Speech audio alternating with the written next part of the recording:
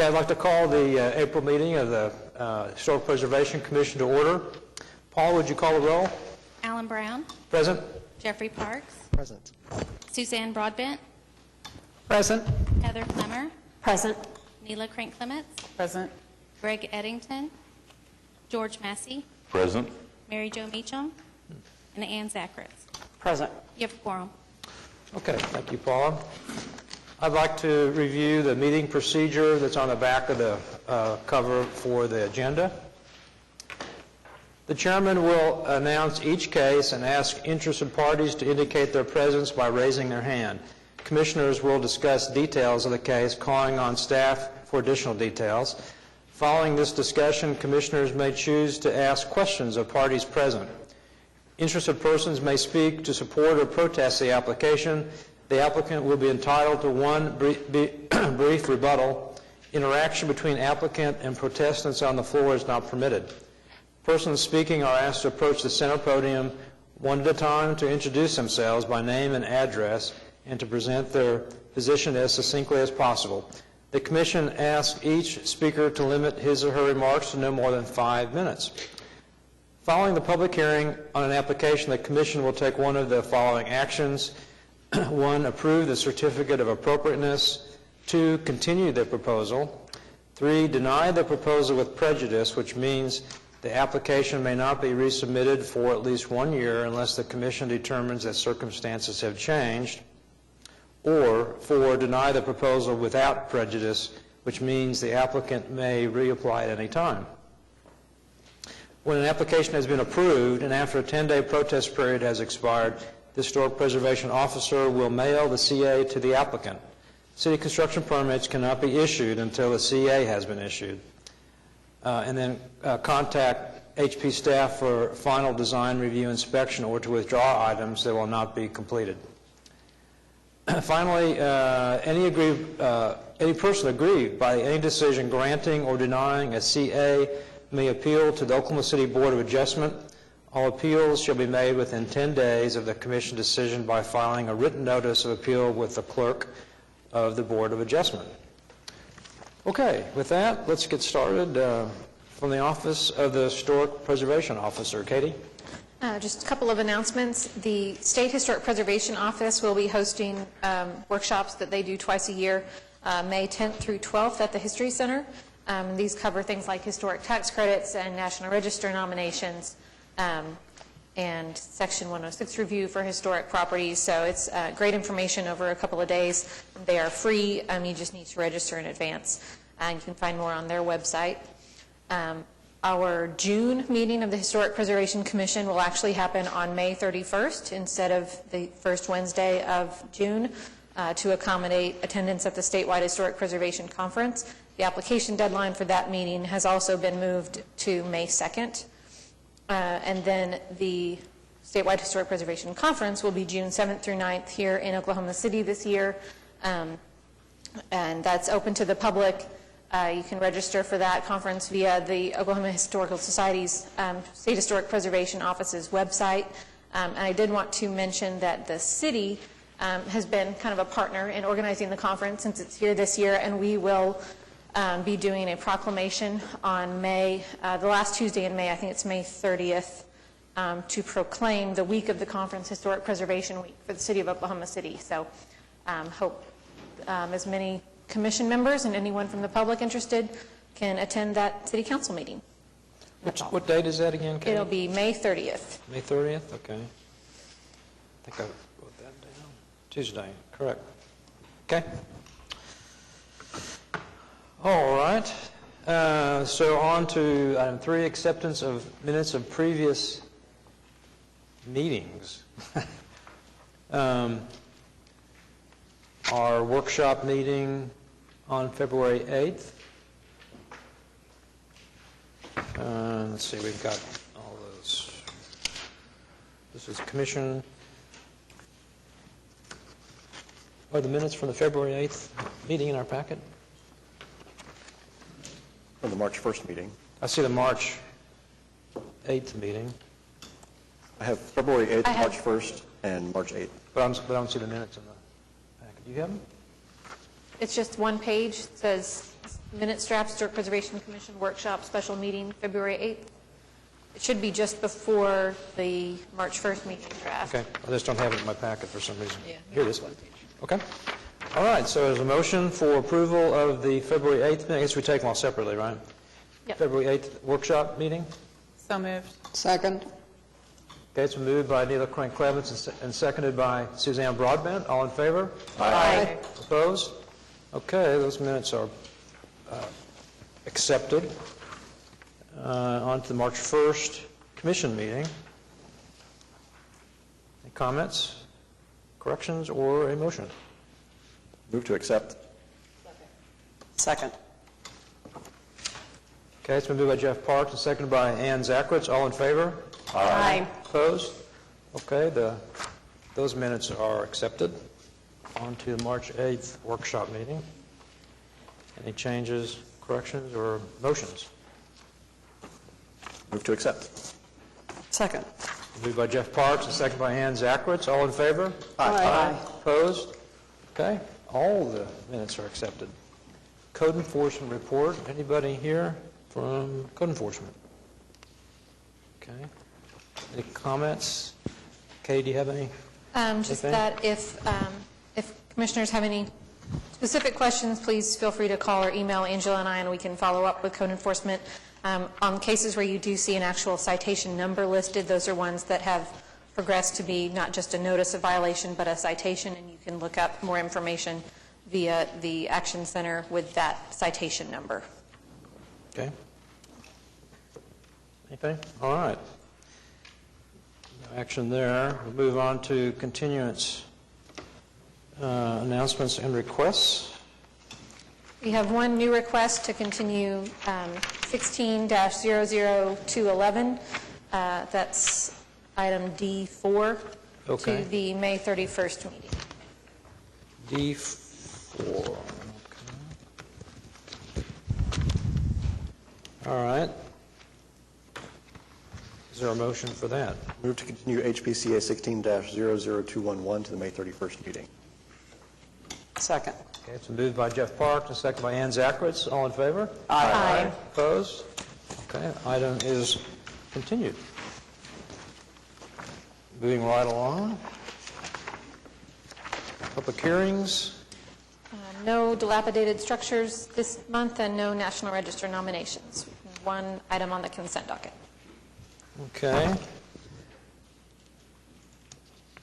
Anybody like to make a motion or would like to consider the consent docket separately?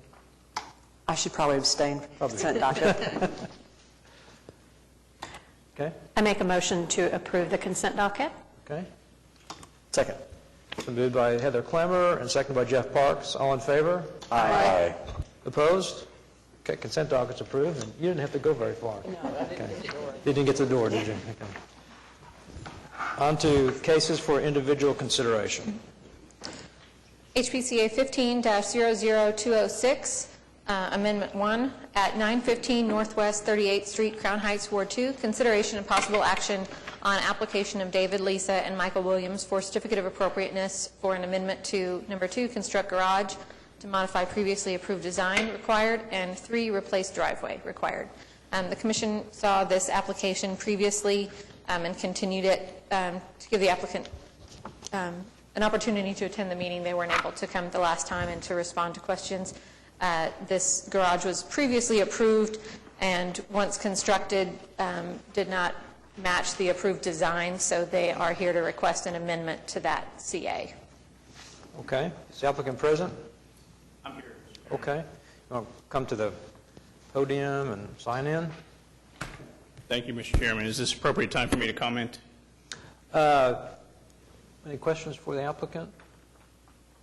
Okay, go ahead and Very good. Thank you, Mr. Chairman. My name is Sean Regan on behalf of the applicant. I spoke to Ms. Frittle earlier today. I just wanted to come. We agree with the continuance request, or the recommendation of staff is to continue, and we would like to do that until May 3rd. I simply want to say a few things on behalf of my client. One, they have a medical procedure today, so they apologize they could not come, but it was beyond their control. And they do want to make very clear that this was a minor oversight on their part, I think, as to some minor deviations of the size of the garage and the pavement and the coloration of the pavement. They do very much want to make sure that they accommodate the concerns and go forward in a positive manner. What the staff has requested us to do in the staff report, and we agree with that, is that we would come back with comparisons of the garage to show how it is comparable to nearby structures on this same block.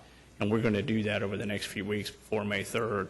I think we could show you that it is very much in line with what's in the area. And also as to the driveway pavement, we will come back with a recommendation as to coloration so that we can match what was there before. So we're going to strive very hard in the next few weeks so that we're back on May 3rd to show you what staff has requested, and we'll hope for your approval at that time. I would like to just make sure I hear any feedback from you at this time, if there's anything else that you're going to request of us or would like to see from us, and we'll be happy to do that as well. I just have a quick question. Could we look at one of the pictures that shows the garage as it's been built? One more. Is that a fence? Is that a permanent fence? I No, don't see it Commissioner. on the application. I apologize. I don't think it is, Commissioner. No, I think that's temporary. I will ask the client. I did not ask him that today, but I'll verify that as well. If I don't think they have a proposal to put a fence in, or a gate, a particular gate. We need to have that. We may have administratively approved a driveway gate. I don't recall. We'll check on that before the next meeting. I am going to note that for the May 3rd meeting, we request that additional documentation be submitted by Tuesday of next week. Okay. Now, the commission can look at things like photos and such that you bring to the meeting, but if it's something substantive, analytical kind of information, we want to have time for the commission and for staff to review it. So. Very good. We will do that. So Tuesday's enough time? It's tight, but we will certainly make sure we do that as best we can. I know the applicant has a medical procedure. He was going to try to get out and take some photos of the area today. I don't know if he's been able to do that, but his procedure was later today, so hopefully we will have that. I know his wife can go out and take some of them as well, and she was working on that as well. Okay. Is there a motion? So we definitely want to continue it to May 31? May 3rd, if that's May possible, 3rd. May Commissioner. 3rd? Oh, May 3rd, I'm sorry. Yeah. I know we have 2 meetings Two in May. meetings, Okay, I would move to continue HPCA 15-00206 to the May 3rd meeting. Is there a second? Second. Moved by Nita Crank Clements and seconded by Jeff Parks. All in favor? Aye. Opposed? Okay. Thank you, Continued. Commissioners. Thank you. Next item. HPCA 16-00139 at 419 Northwest 19th Street, Heritage Hills, Ward 6. Consideration and possible action on application of Miles Mixon by Zeb Gutro for certificate of appropriateness to 7 demolish garage elective, 8 replace driveway elective, 9 install replace light fixtures elective, and 19 construct garage elective. Okay.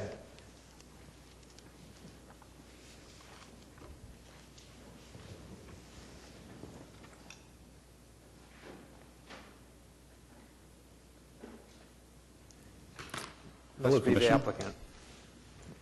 Your name is? Miles Mixon? You're Miles, okay? Yes, I'm Miles. Okay, great, thank you. Any comments or questions?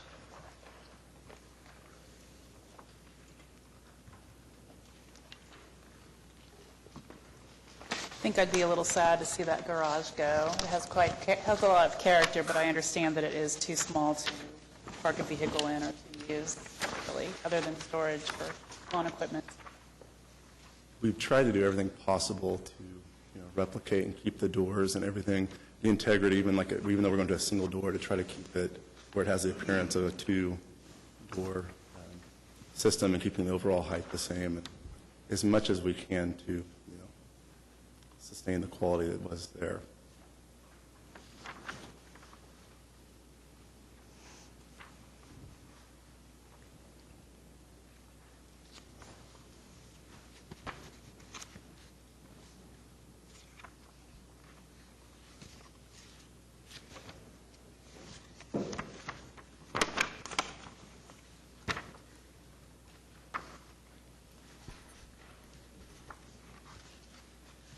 I think the driveway replacement, the proposed garage replacement, the light fixtures, I think everything fits within the guidelines. So unless anyone has comments or questions, I'm ready to move approval. Anybody? Raise your hand. Okay. So this item at our seat, this is the driveway. The driveway will be sloped a little bit differently than it is right now, is that right? Yes, I believe the grade change will basically come down to close to 10 inches at the, the most, at the peak of it, just because right now there's a multitude of cars that really can't enter or exit the property without doing some minor body damage. I mean, because of the hump? Yeah, there's a hump there, and most of that street, it's been corrected over time on most of the houses, but this one is one of the ones, I think that is literally the original driveway from when it was first built. And we're planning to, use flint shot and everything to match textures and colors of, where we have. So they're hitting everything high else. center on the high part, I guess you're saying. Okay. And I guess is part of that fixed because of where the public sidewalk? Yes. It's kind of And we're not going to touch anything past, once we hit the sidewalk, that's where our driveway will start. Okay. And it will match the existing, Width? Yeah, width, going all the way back. It'll still be under 10 as well. Move approval of HPCA 16-00139. Second. Okay, it's moved by Neela Frank Clements and seconded by Suzanne Broadbent. All in favor? Aye. Opposed? Okay, you're approved. Just to Thank you. confirm, is that with findings in the staff report? Oh, yep. Yes, according to the findings of the staff report. Okay. That's acceptable to everybody. All right. HPCA 16-00208 at 729 Northwest 16th Street, Mesta Park, Ward 6. Consideration and possible action on application of Jay Scherer for a certificate of appropriateness to, 1, replace 10 windows, elective. Hi. Hi, I'm Jay's wife, Valerie Shearer, at 729 Northwest 16th Street. Okay. Are there any questions for Mrs. Scherer? I wondered if you have evidence that the windows cannot be salvaged. It says in the staff report that you've indicated that they are in poor condition, but I don't see a lot of, what I see, a lot of the things I see, the pictures I see in here, it seems like there is some repair that could be done. Yeah, absolutely. That's a great question and one I had myself. I'll give you my take on it as the homeowner, and then I also have a local expert that the staff referred me to kind of look at our windows and make an assessment as well. There is significant deterioration on them. Several of them are inoperable and unable to be repaired. Some are simply rotting. And one of the windows in the very back is actually missing. There's just a storm window that's there. John, would you like to say anything to answer that? Or did that answer your question? You probably want to hear from him about more specifics. Is that correct? So staff recommended this person? Is that what I understood you to say? Yes, that's how I got connected with him originally, because, I love old houses, I love my house, but I'm not as up on the code and expectations, Sure. and so we actually hired him to come in and tell us, what should we do, what could we do, even though that it's on the back third of the house. We still kind of wanted to maintain as much of the historical integrity as possible. I don't think staff typically recommends anyone, so Katie, would you explain? Well, that? we don't I'm officially sorry. recommend or endorse anyone on windows. We will try to pass along names of people that we know are doing window repair in the district. It's not an endorsement from us, but because that is a skill that is particularly challenging to find, we try to help people when they are looking for assistance with windows. I just want to add that staff felt fairly confident from both the fact that the windows are all within an addition and the alterations that the hardware that's on them. If you look and see Unusual. where you would normally have ropes, there are like springs.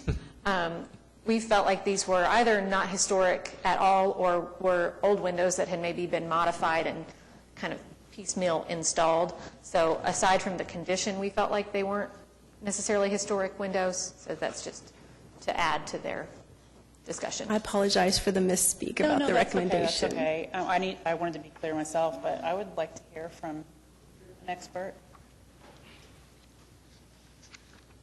I think it's the first time I've ever been called an expert on anything, so thank you. Expert witness. My name is John Beeden, and I do restore old homes in Oklahoma City. The specific problems with the Shearer's windows are that the addition to or the aluminum springs and the hardware that actually allow the windows to go up and down are not easily replaced. They would, in some cases, would actually have to be fabricated, which could be hugely expensive for windows that are probably not of historic significance to begin with. So that was my recommendation. When I did including, there are a lot of the window sills and rot in the actual wood frames themselves as well. So that was why I gave them the recommendation that I did. And I believe there's a letter in their application where I stated all of those things as well. So. Any questions? No. Oh, sorry. What is the name of your company? Just curious. Pardon me? The name of your company is? Behold. Okay, that's it. All right. Incorporated. Great. Yes, BEEHOLD.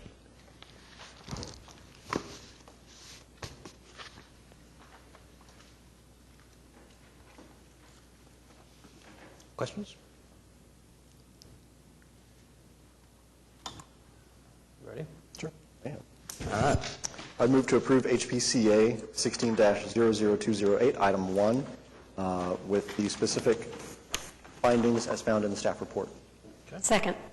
Moved by Jeff Parks and seconded by Heather Clemmer. All in favor? Aye. Opposed? All right, you're approved. So much. Thank you.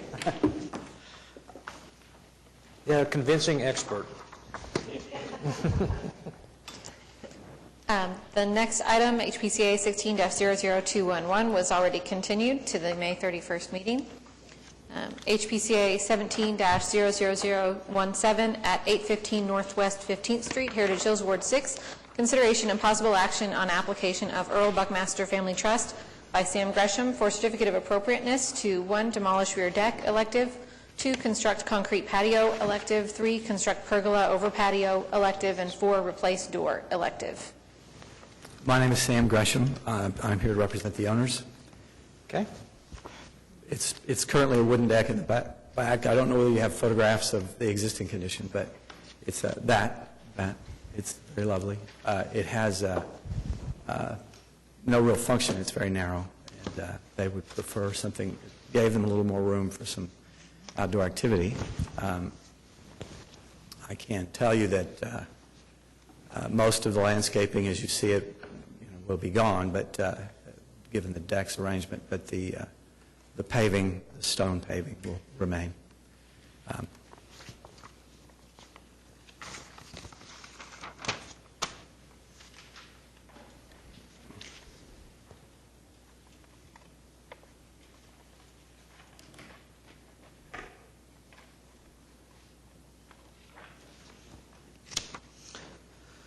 Okay, are there any questions on this one?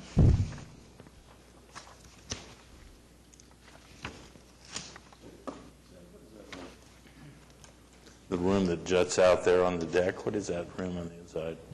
You're speaking, it's a little fire pit. Is that what you're referring to? Existing, you mean? There's like the little addition-looking thing. What is that? I don't know. I had a picture. It seemed like historically there's a room in there. There's a bathroom in there, but I'm not sure my elevations reflect that. I had a photograph.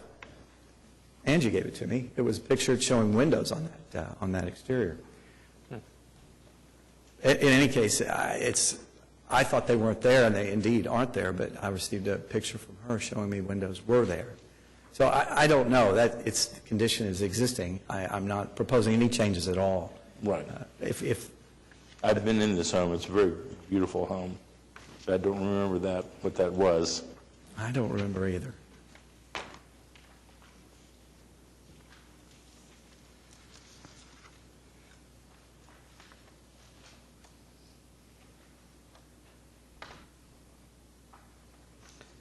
So I guess they preferred more of a patio with the pergola idea. Yeah, wood decks seem to be a bit more expensive than concrete, or at least that was the impression the contractor gave me.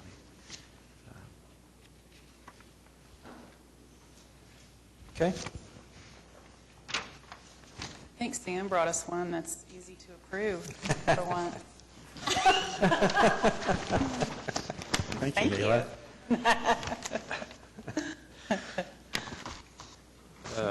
The pergola and the deck are at the back of the property. They're minimally visible from the street. It appears that the building materials are supported by the guidelines. And we're looking at the back door. We have a cut sheet for the back door, and it fits. So unless anyone has any other thoughts, I will move to approve HPCA 17-00017 according to the specific findings in the staff report. Okay. Is it possible to add a clarification that there is no window on the little one-story bump out on the back? Because it's in some of the documentation, but it's not on the list of items that we're approving, but just to kind of clarify that. It's in documentation that was submitted? Yes. Well, there's on the sketch. On the rear elevation and on the sketch, it shows window. We can probably, at a staff level, just be sure to mark that up, or even if we can get a drawing that doesn't show the window or Well, something. the previous so that drawings that's did, accurate. they had no windows on there. Yeah. But there were windows that were in a photograph Angela had, and I put them in there.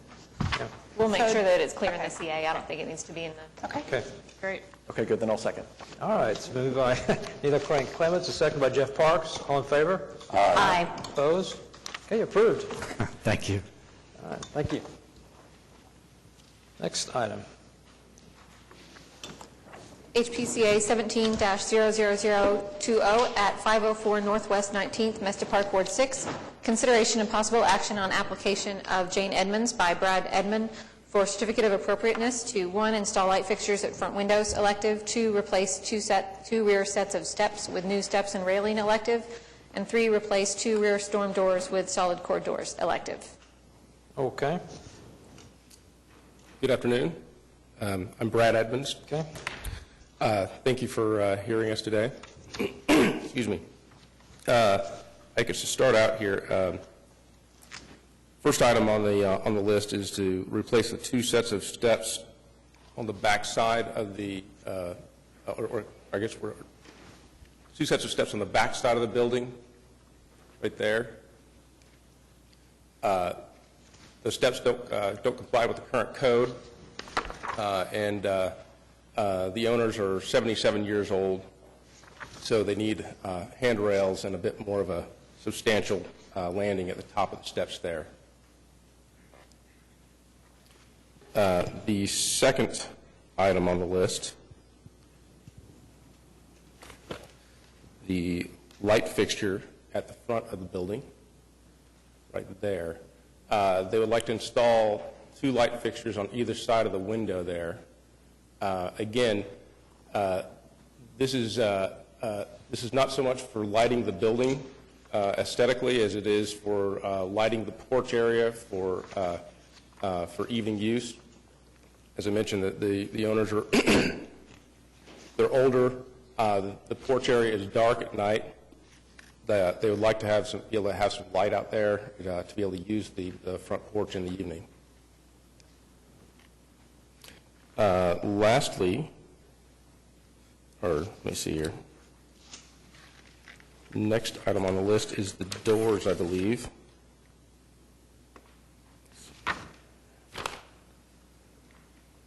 Yes, replace the 2 storm doors on the back side of the building.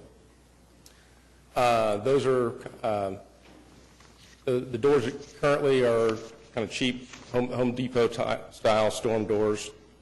They would like to replace those doors with nicer doors, full 1 3/4 inch deep, steel and glass doors. The steel would be stamped to look like wood, like a wood and glass door. Any questions?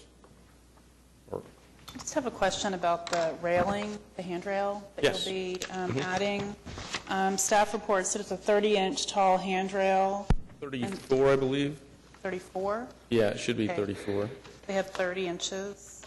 And then one of the sets of plans that you submitted, page 6 of 8 in the staff report, shows that there's it just says new metal handrail, but I don't see any drawing For the profile of the Profile. on the elevation page, there should be in the lower left-hand corner, one of the elevation pages. So handrail. page 7 of 8, In the lower left-hand corner, there should be a lower profile. left. Handrail profile. Okay, that's the top of the handrail? Yes, that's the top of So the on the handrail. elevation, it just shows 3 vertical bars. Yes, That is correct? that can be modified if the committee wants it to. No, I was just wondering, I was wanting to make sure what we were approving. What's the width of those bars? They are, the posts are 1.5 inch.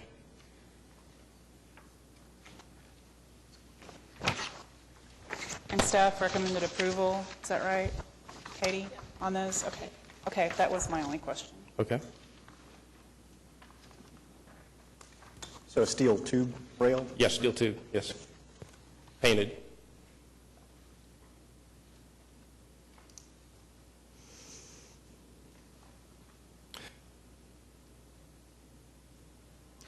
On the lighting, Yes. is there no lighting in the soffit in the covered portion? There is, yes, but go to the, I guess, well, see the arched opening right there on the front, or yeah, Right. you can yeah, right there. And you go around the corner to the left on the screen there. There is another opening in the wall that you can't see right there, and that's so it casts a shadow. The light fixture over on the right-hand side does not really reach over to the left side of that porch. Say it again? There's an opening that constrains the aperture of the light being able to get to the other side of the porch, I guess.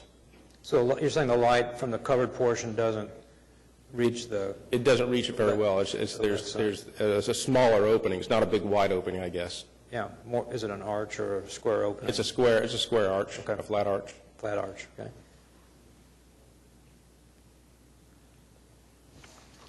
Kind of an unusual way to light an historic property, I think, isn't it? I don't remember seeing that very often.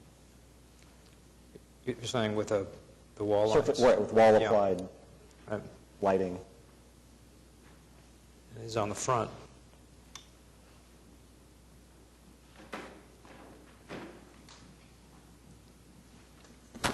Again, it's more of a safety concern than an aesthetic concern. Staff has the ability to work with the applicant on replacement porch fixtures as well as pole lighting in the yard or landscape lighting that might be of further assistance. You're recommending continue that item, so...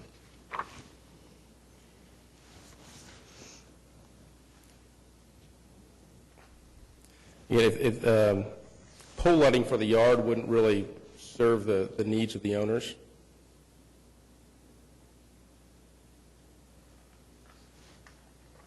We can certainly work with staff. Did staff recommend a location for the pole lighting? I don't remember if I saw that. We haven't specifically discussed a location for the pole lighting. I wonder what the reaction would be to a light fixture that was located adjacent to the archway on the porch. Which it You mean seems on the like we wall that do can't be seen in see. the photograph? Or- Yes. Which seems like that's maybe more common than light fixtures to the either side of windows. You're saying on the side of the Yes. covered portion, maybe the same type of fixture, but on either side of the opening? Yeah. Yeah. That would be acceptable to the owner, I believe, yes. That would serve their needs. And you need to have two? Angela? Oh, excuse me. Yeah. Yeah, yes. So I think that's something, I do think that's something that we have the ability to administratively approve. If the commission's comfortable with that, we can continue that and then do that, get with them to specify the exact locations and that sort of thing. Yes, that'd be fine. And to answer your question about the one or two, I think one would, I think the owners would probably be fine with one. They asked for two for symmetry's sake. Yeah. So one, as long as, if, again, they want to have light on the porch so they can see. So one would certainly be fine. So if we continue that, do we can just get to May 3rd, and you can work on that?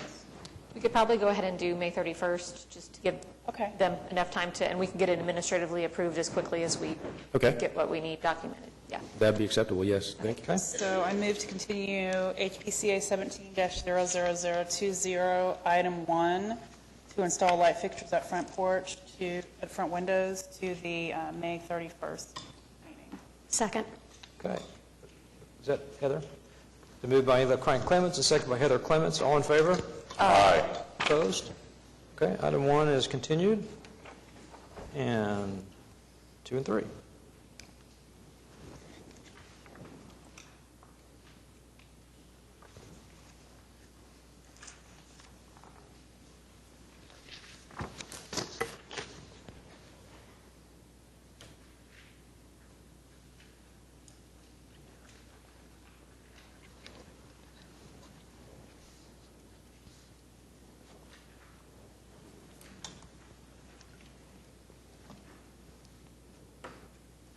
Anyone have any questions or comments on 2 and 3? 2 and 3? The stairs and the doors, correct? Stairs and the door? Stairs and door, all right. Steps, step railing and doors. I'll move to approve HPCA 17-00020, items 2 and 3, with the specific findings as listed in the staff report. Second. Been moved by Jeff Parks and second by Neela Crank Clements. All in favor? Aye. Opposed? Okay, you're all approved. Thank you very much. Thank you. Next item.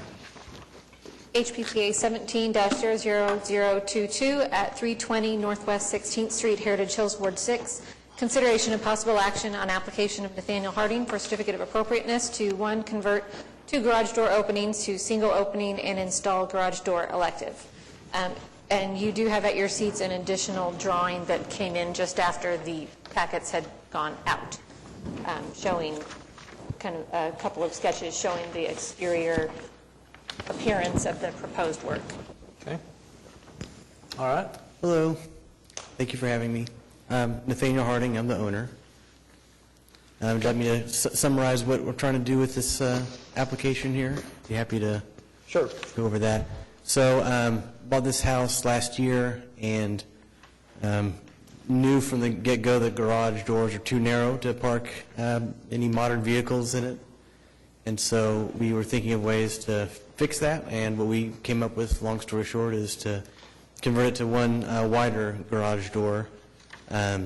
Looked at maybe just making the middle brick narrower, but it wouldn't at that point be structural, and it also wouldn't help much with the width. So proposal is to convert it to a one door, a wider door, to be able to accommodate still 2 vehicles.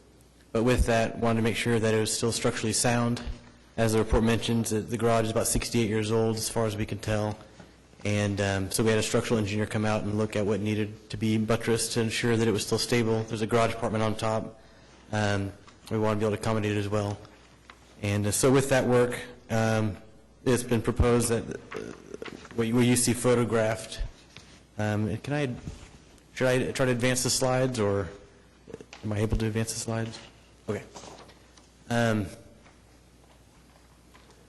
But in the packet that was submitted, we have a version where we show what it'll look like afterwards, where we have the 2 support beams on either side and then one across, and that's really just to conceal the structural support that's on the inside of the garage, if that makes sense. And also in the packet, it shows the wooden garage door that will be in that place, and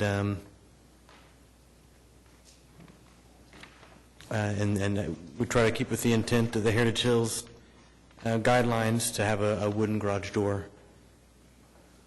And we had the feedback from the local HP committee in the neighborhood that it was acceptable, and so I put it before you for your approval and welcome any questions.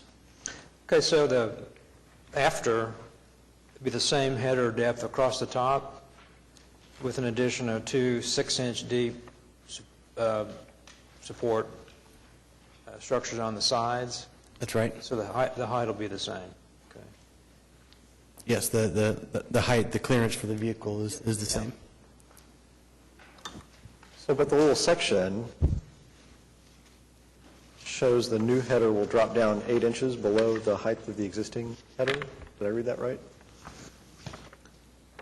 Which page are you? So that is page 3 of 10. Smart House Consultants? Oh, the hand drawing? Yeah.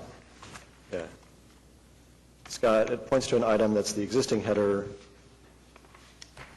and then it points to something that drops down 6 inches plus 2 inches below that.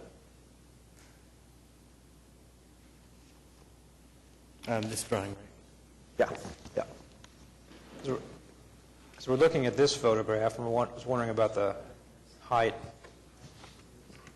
and the after.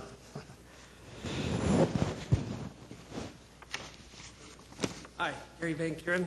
Oh. Nice to see you guys. So the header will stay the same height. We are adding 2 double LVL beams on the back side of it just to help support it. Okay, so it's on the back side. Yes, On the it back is. side, okay. Okay. Okay. So the door will sit,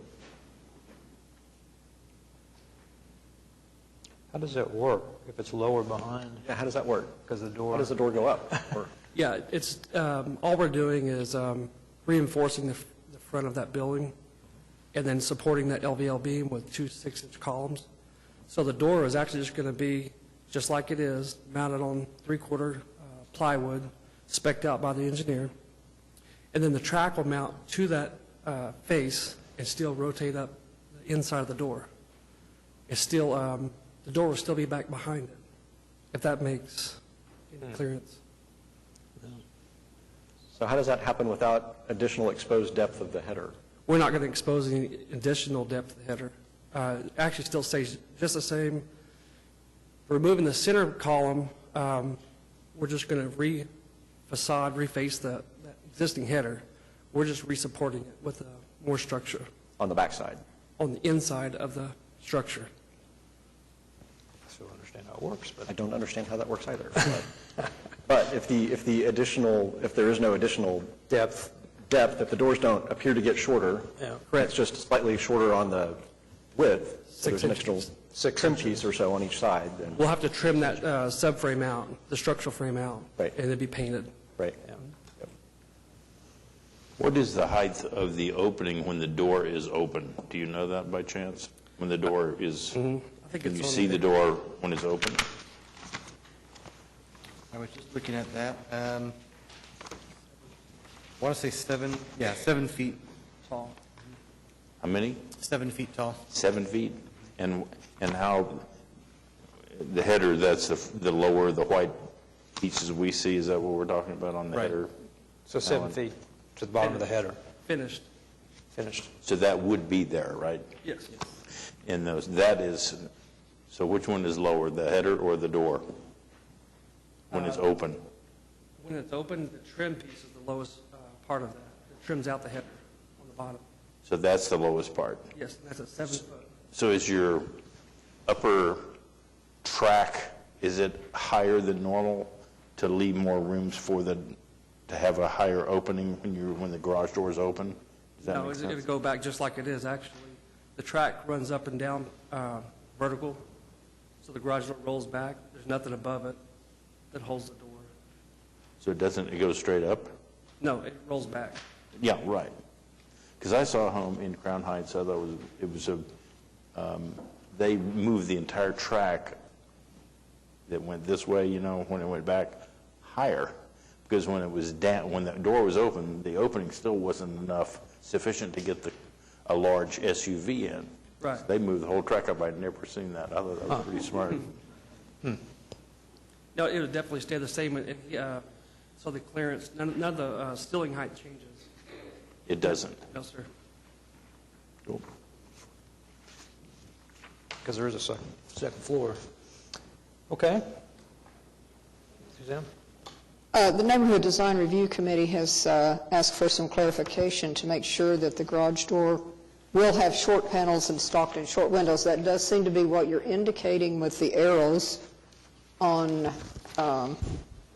page 10 of 10, but since they've brought it up, I want to make sure that that is indeed what you mean. It appeared to me that's what you intended to do, but that's certainly the appropriate style for their style house. I think there was some confusion because the larger photo that was inserted to show the single door has those little arched openings in the windows, but that was just included. That's just standard product information from the door manufacturer.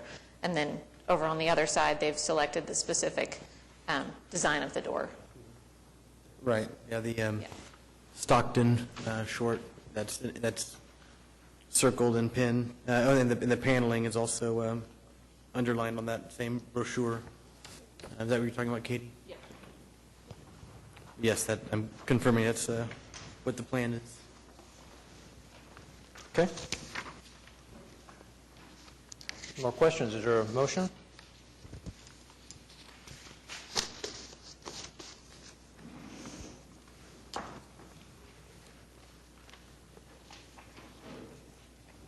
Going once?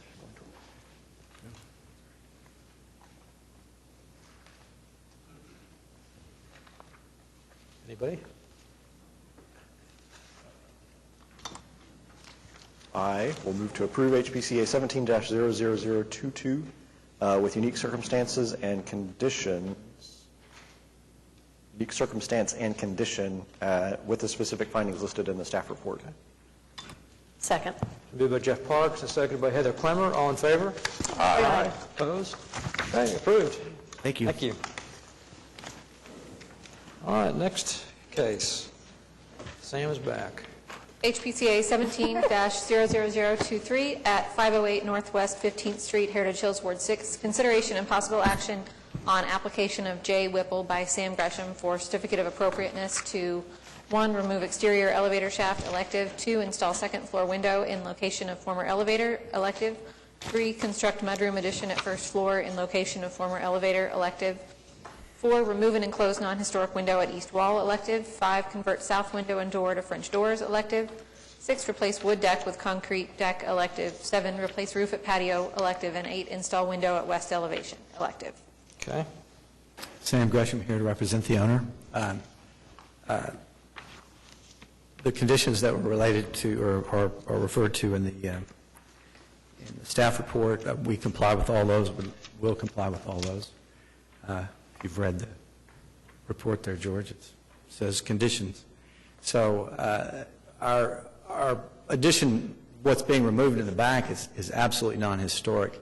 That Katie had a reference to an elevator shaft. The elevator shaft doesn't go to the ground. It stops on top of the wood deck. So apparently it predates or it postdates that wooden deck, or at least built contiguous with the wooden deck, which is something put in there in the 60s or so. It's all rough cedar, rustic. It's got commercial glass windows, 2x4 extruded frames on there. It's not. It doesn't blend. It's an abomination. So it needs to be removed. And okay. Neela, this is not a hard one either. This is an easy one, real easy. It's really easy when you agree to conditions, right? Yeah. Okay. I'll make a motion unless someone has comments. Katie, can we take all of these as one item since he's approved all of the agreed upon conditions? Yes, I think so. I think you can. Okay. All right. I move to approve HPCA 17-00023, items 1 through 8, according to the specific findings in the staff report and all of the conditions that have been listed. Okay. Second. Moved by Neela Crank Clemens, a second by Jeff Parks. All in favor? Aye. Opposed? Okay, approved. Thank you very much. 2 for 2. Okay. Next. HPCA 17-00024 at 917 Northwest 19th Street, Mesta Park, Ward 6. Consideration and possible action on application of Omega Investments by Raj Hansraj of R&J and Associates LLC for certificate of appropriateness to 1, replace porch columns and architrave required, 2, install porch railing elective, 4, install step at east side of porch elective, 5, add garage door to rear of previously approved garage with light fixtures elective, 6, install rear driveway elective, and 7, remove east side of landscape bed required. Okay. Hi, I'm Raj Hansraj. I'm working on this 917 Northwest 19th Street, and if you have any questions for me. Good. Staff's recommending continue on some of the items for more information. Any comments? I feel like I read twice in the staff report that staff is clear on his intentions, but no documentation provides a clear illustration of some items. Right. Porch components, there's no construction drawings that are to scale. This is on page 5 of 17. Have you received those? No, we haven't. Okay. We haven't received anything that's not in your packet. Okay. That would make sense. And those would be the items that you've recommended a continuance on, I would guess.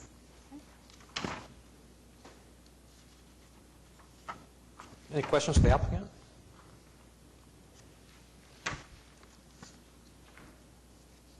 So can you tell me, that would be item 1? Okay, yes, that's replacing the porch columns. Sorry, I was asking staff, but thank you. Let's see. 1, 2, 4, and 7. So staff has recommended a continuance because there's not enough documentation, not submitted enough documentation. Okay. On 1, 2, 4, and 7. On items 1, 2, 4, and 7, we don't have enough documentation to make a decision.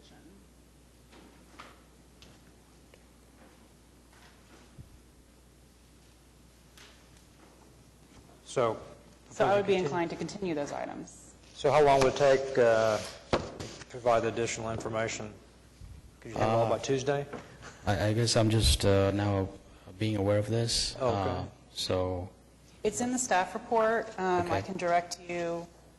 The staff recommendation in section E, page 17 of 17, lists where they've recommended a continuation and why they've recommended that. Okay. And then if you read through the preceding pages, you'll see notes as well as to what else they need, what else we need to make a decision. Have you gone over those items with applicant at all, or?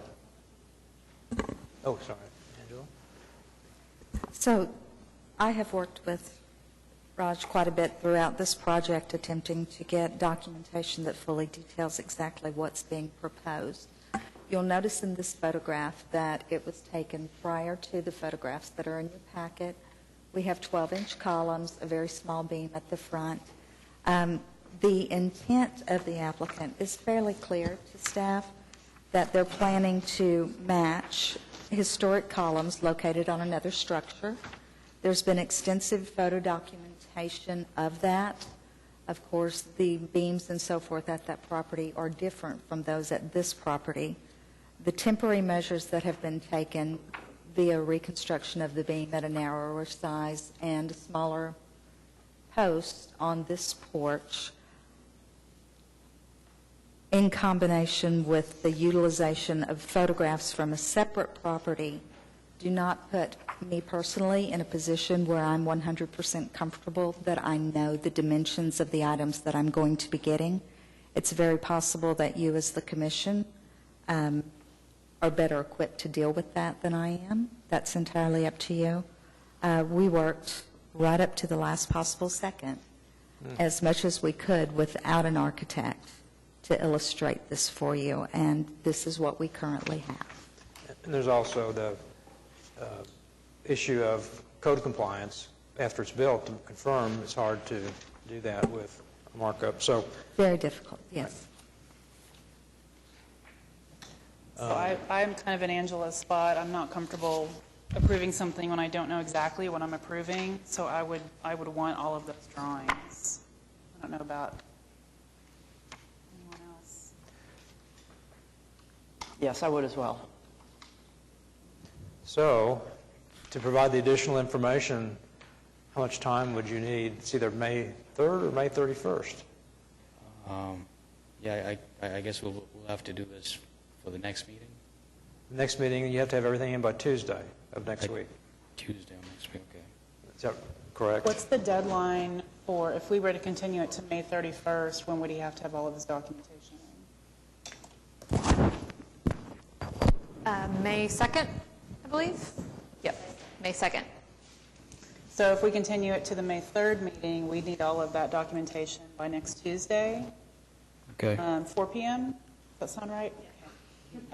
If you would like it continued, a little more time to gather all of that together, we could continue it to the May 31st meeting, and that would give you until May 2nd to get all of that in. Okay, I think that would work better. Okay. Which one? May 2nd? Okay. May 31st, right? So you have until May 2nd? Yes. Okay. Okay. Then I move to continue HPCA 17-00024, items 1, 2, 4, and 7 to the May 31st meeting. Okay. Second? Anybody? Second. Is that Ann? Okay, it's been moved by Neela Crank Clevens, a second by Ann Zackritz. All in favor? Aye. Opposed? Okay, those items are continued to the May 31st meeting. Next items, the remaining items.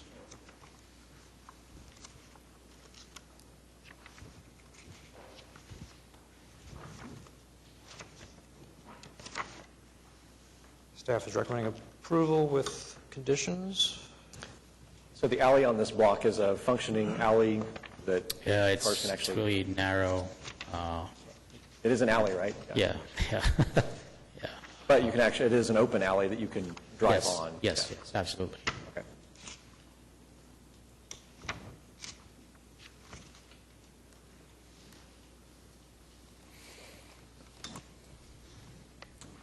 I would move to approve HBCA 17-00024, items 5 and 6, with,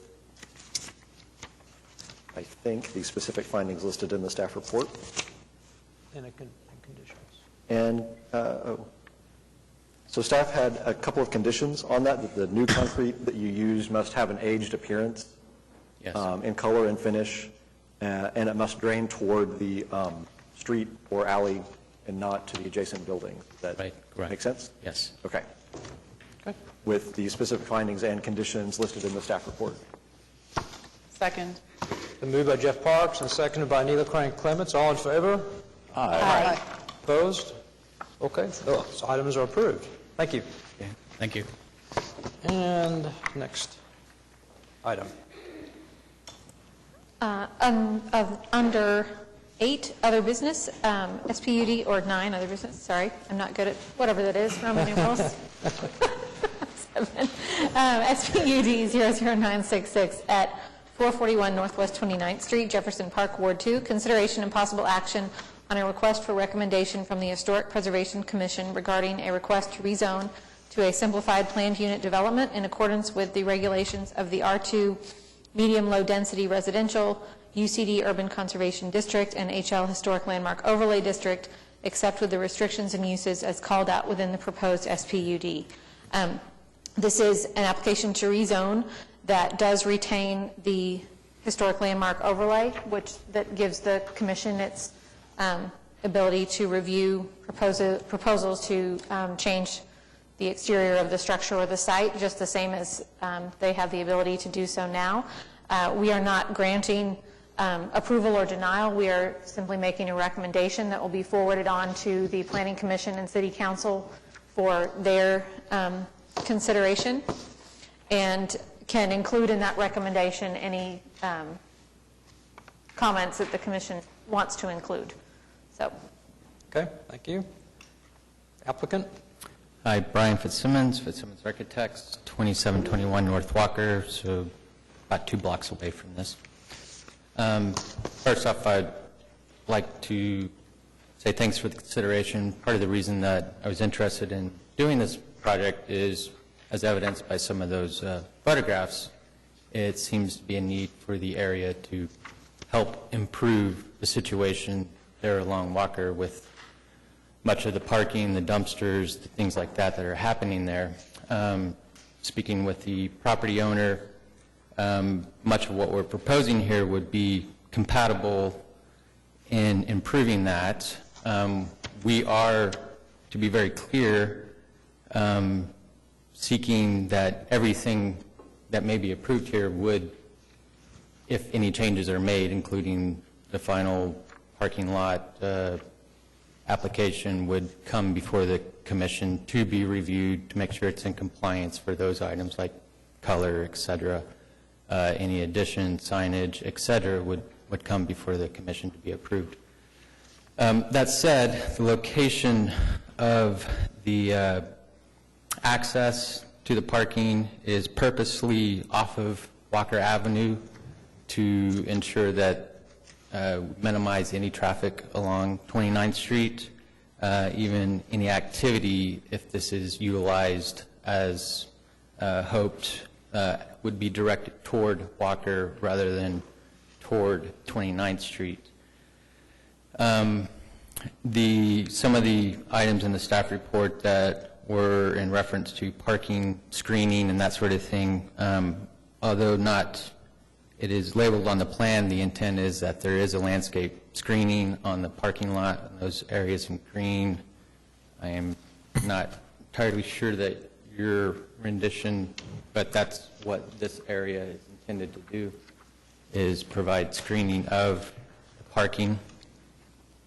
A couple of items, if we're talking about parking overload, which I know there have been some letters of concern about the project, and I would also add that there are 17 signatures that were in support of the project. For a little background, we had first met with staff several months ago to talk about the concerns, pros and cons, and what we maybe should or should not do. To that end, we had met with the Jefferson Park Neighborhood Association on February 28th, and we had also met with the Edgemere Neighborhood Association on March 12th. At least as indicated in the Jefferson Park Association meeting, they were at least expressed favor. They certainly didn't express any objections. The Edgemere Association didn't express anything. They just asked when the meeting was. So I'm not sure where the Edgemere Neighborhood Association fell on that. Some of the points that were within the letters, I hope, are perhaps misconceptions that maybe could be clarified. Some items expressed was the HP control, very much intend that this remains under historic guideline control and review. That's very clearly written. Uses, some of the letters talked about specific uses. The uses that are listed, and we could maybe address those item by item if you wish. Some of the letters express concern about future turning into an auto repair shop, things like that. Those are not within the uses allowed. The owner would like to see this become a coffee shop. That's ultimately the goal, which would have some traffic certainly, but it would be more of a morning lunch traffic, which would be compatible with what is perhaps the evening traffic that is on the north. If we have an 1,100 square foot structure, which is what this would remain, even city ordinances that would require a total of 6 spaces, so in essence, we're trying to overpark it to alleviate any concern on that. Some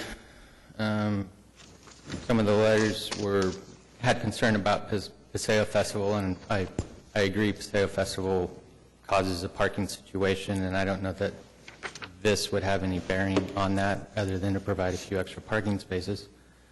Drainage and sidewalks, we all know that's an ongoing problem that the city is working on along Walker and the flooding, and I don't know that this would have any bearing on that as well. So that's kind of the 2 cents of this. Are there any questions or comments happy to answer those. Brian, so this lot is currently vacant, and did you say there used to be an 1,100 square foot structure? It's the existing 1,100 square foot structure that's That there. house? Okay. Was there ever a house on the vacant lot? Or was it always This is part- all one lot. It's one lot. It's the backyard of Okay, the house, okay. of the lot that's there. Okay. Right. And so the applicant owns that house? Correct.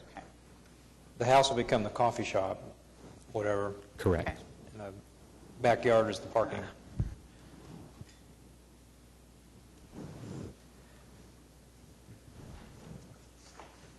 Seems like a recurring theme in these letters opposing is the same owner owns the Twisted Root, which is in the commercial building to the north, and I remember that discussion. There was supposed to be an art studio, and they're saying it's now a bar. So they're not real comfortable that, it's going to be what they're saying. That's kind of a concern. Well, I don't know the entire history of that. I know at one time it was called the Twisted Root. Now it's called the Root. Yeah. I'm not even sure that tenant.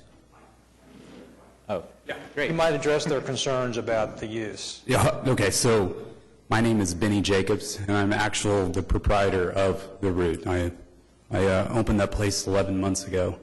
It is zoned Class B, strong beer and wine. And so just to clarify, the applicant does not own that business. He does own the building, no. He what? He owns the building. Owns the building, not the business. Correct. Okay. Correct. Last Call LLC. Okay. Thank you.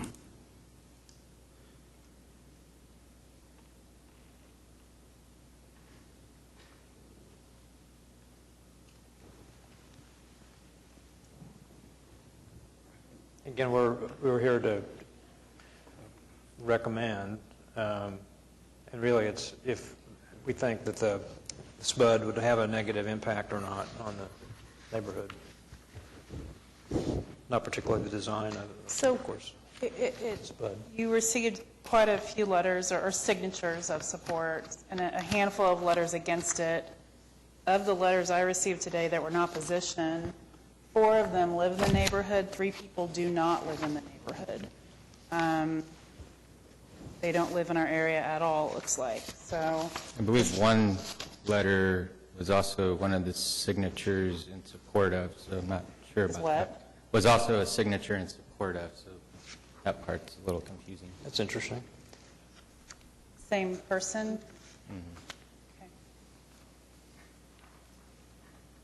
I think if the neighbors are concerned about what could go in that existing structure, that house, I think you can include in the SPUD, you can be more specific as to what you want there. Not really what you don't want there, but what you want there.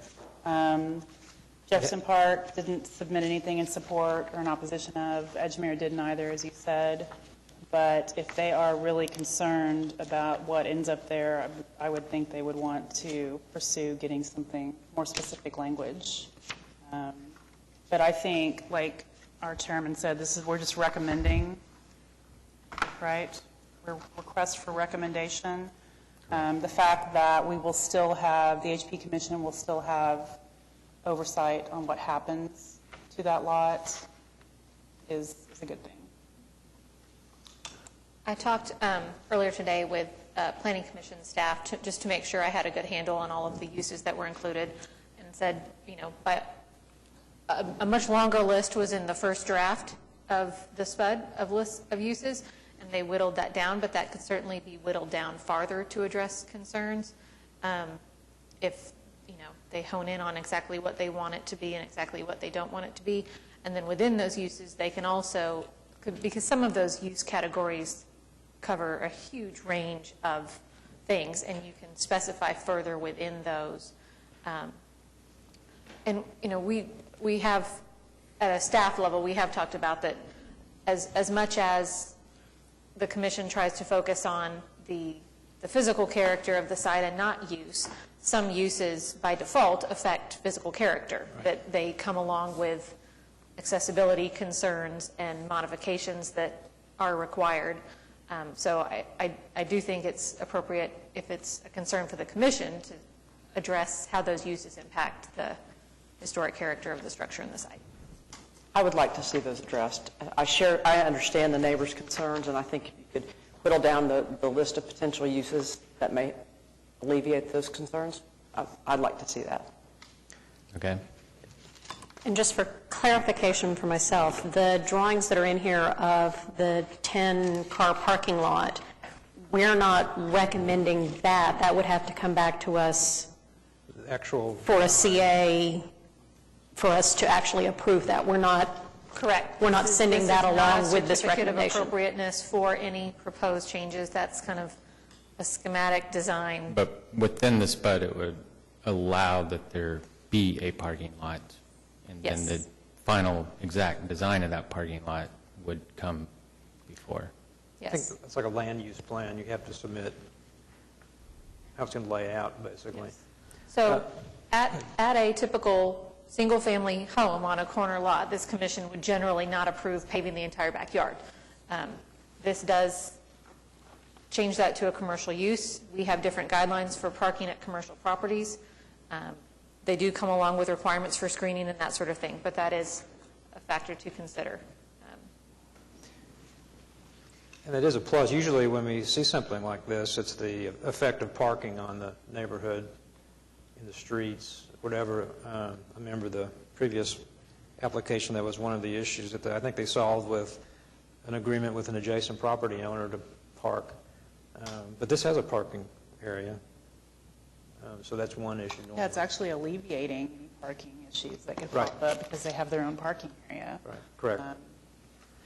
If you are referencing the bar and restaurant at 23rd and Chartel. Oh, that's one. Is that one? I was referencing the one directly to the north. I was just going to attest to the fact that the adjacent parking provided by another business owner does not necessarily alleviate the parking and traffic. Okay. So that's always a concern. Yes. That it impacts the neighborhood.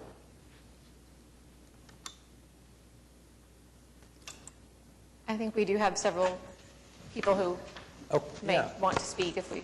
Forgot to ask. Anybody would like to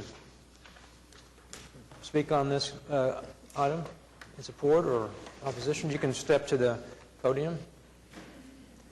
Yeah. I guess that would be to that podium, or should they? I'm Bill Snodgrass. I live at 428 Northwest 29th. I don't know what to do with these, but I've got 6 signatures from people, 3 of which still live on 29th, 3 of which have moved on. They were raised on 29th, and they are also opposed of this. They don't believe that it's historic that we turn this into a coffee shop or anything. And the foot traffic and the cars, now I didn't hear everything. Y'all need to get a Bose system in here. But it seemed like he said something about there were 17 people that were for it. Since I got the letters, I went up and down the street. There are 31 human beings living on 29th. That's in the houses and the garage apartments. One thing you might do, because we record this, is adjust your microphone up a little bit. So speak into it a little bit there. There you go. Thank you. Think Bose. And I've talked to 21. I didn't. Next door to me, the lady and her children are gone, so I didn't get to talk to them. There's 2 in the garage fire. I didn't get to talk to them and some others that have moved in. There's 19 people that don't want it there. Now, where he got 17, I don't know. But we just got 2 new neighbors moved in that are next door to this house. They just 3 days ago they moved in, and I talked to them, Paul and Anna. And I asked him, and he said, no, I did not know this was going in at all. I called Joe, who is the landlord for the second and the third house on that side of the street, he got a letter, but he didn't really he owns half of Sauce and he owns half of the grill, and he's busier than hell, and he didn't really give it much thought. I thought he might be here because he asked me where it was going to be and the time and everything, but he wasn't present. But the main concern is the traffic, the car traffic. And like I said, I didn't hear well, and I don't know, didn't hear his name either. But you asked what was going in there. Now, I talked to Mr. Kahn twice. And the first time he told me about this, he's going to concrete between the alley and the back of the house, or the backyard, part of the backyard. He showed me the second time a layout, and this concrete is going to go quite a bit into the backyard of this house, or supposed to. And I didn't really feel too bad about the concrete because they parked there for the route anyway. And I would rather see them have concrete there instead of mud, because all that washes down to 29th Street. And another thing that I didn't hear the gentleman say, and Mr. Kahn told me just I think a few days ago, that he wants to put in a UPS pickup delivery service there. And then that's going to bring in big UPS trucks, however many times a day they pick up or deliver or whatever.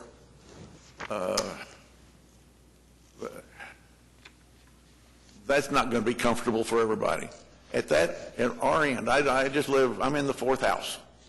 And there's four houses up from Walker are young people. They have friends. And they've been there for a while, and they come over and visit. And right now, it's difficult to park for them, to have their friends. They park in front of my house, and they're up in front of my friend's house, who are also neighbors. And that's fine every once in a while. They're going to party. And if we have this, and they have visitors during the day. So I don't know when the hours of this is going to be, but, and we just didn't get a whole lot of notice on this to really find out what was going on. It took me several trips up to find out from Mr. Kahn what he wanted to do. And then I went around into all the neighborhood, just our street. I didn't go out anywhere else, just our street. And I didn't find anybody there's one house. It's a rental house. It's got two sisters and a husband in there. And they went, yay. That was it. That was it. And then there's one neutral. Hadn't made up her mind. But I don't know where these 17 are from, but we don't want it there. I don't have enough information. We haven't looked at it long enough. It looks like it was just really quickly done. I don't know. I don't even know what to do with these. Somebody's supposed to get these. Okay, thank you. Oh, you get them. But any questions? Mr. Snodgrass? I had a question for you. You live at 428? 428 Northwest 29th. That's where I came home from the hospital when I was born. So you know your address. Long timer. Yeah. I know we have a letter in opposition from you. Your signature is also on... Where's Katie? I wrote a letter. I got a email back from her telling me that I made an error in my letter. And when out there, I told somebody my letter wasn't out there. And I might have one copy with me, but We have your letter. We got your letter right before the beginning of the meeting. So we've seen your letter. We saw it. Oh. It was waiting for us. The reason I'm asking is your name, your signature is on the letter of support. huh? That's our question. Support? Yeah. Yes. Angela, do you have a copy of the staff report? Well, It's page 16 of 20 in our staff report. Sounds like you're in opposition. Mr. Snodgrass, we have the letter that's in your hand in opposition. We have that one, but we also have a letter from you that says you are supporting it. So Well, it's a Okay. signature on the signature on a right? letter. September 24th, last year, I was in a motorcycle wreck at 9th and Hudson. I spent 10 days in OU Medical Center with head trauma. I wish I could tell you just how hard it is for me to just stand up here, but there are occasions that things...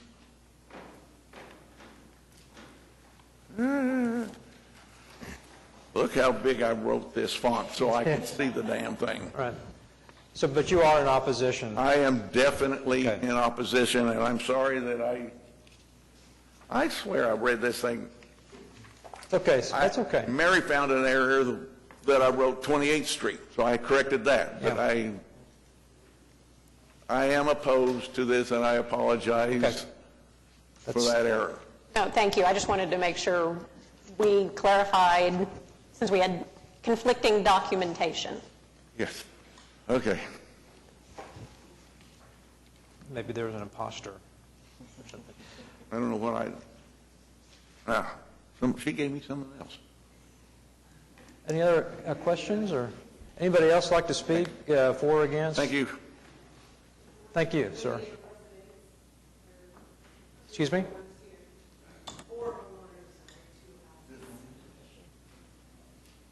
Hello.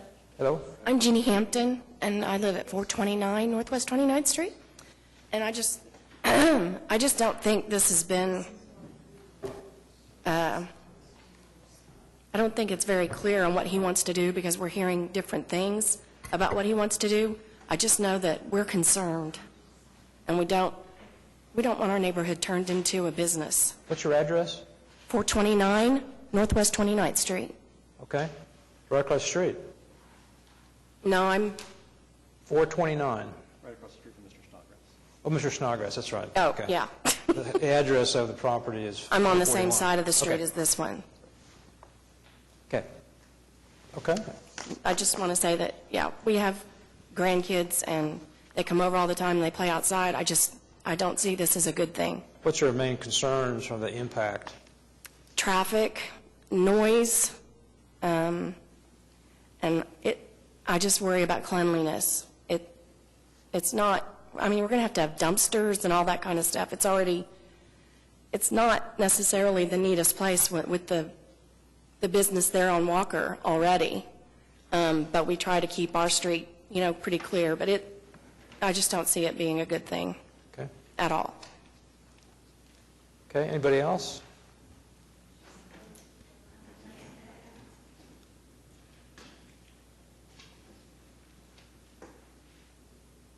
And if you would sign in also. This might have to come down for me. I'm the homeowner at 420 Northwest 29th Could- Street. Your name, and could So you I would be sign? across the street And your name is? and about halfway up the block. What is your name, ma'am? And the only thing I could add that I maybe didn't hear is how I'm sorry, Mary Hampton. Mary I can't Hampton. hear you all. I'm Okay, doing the that's best I okay. can. Apparently that's a problem. We need to get a new system there. I'm sorry. Okay.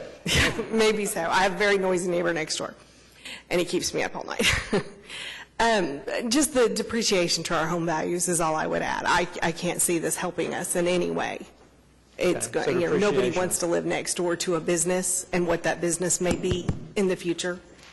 And once that's a business, will the next two houses next to it become a business? The house next to me, the house across the street from me is vacant. I mean, we don't want to see it go in. I don't think it's historical to our neighborhood. We're family homes, We're not apartments, we're not businesses. This is where we bought our homes because that's where we wanted to live. And I've lived there for 29 and a half years. My husband's lived on the street for 50 years because he's 50 years old and he was born in the house across the street. So this is a residential neighborhood, and we just don't want to see it get started because I think it will take over the street. I think that the few houses that are rental houses now would probably succumb to businesses in the future. And, do you want to live next to it? I don't. So that was the only other concern I have is that, and, we already have our issues on that street with another homeowner, and we just don't need to add to that. So I'd appreciate it if you'd consider that. Okay, thank you. Anybody else like to speak? And if you would sign your name. Anybody else? I have a question. Questions? Is this property presently occupied? I don't. Yes, it is. I think there might be a renter there. A renter? Excuse me, what was that question? Whether the property is presently occupied, someone living in it. Would like to clarify a couple of items.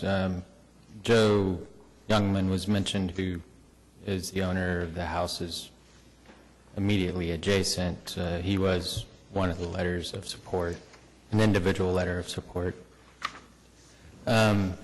We spoke to or met with Mr. Khan shortly before this. He couldn't be here because he's running the store that's part of this, or to the north of this.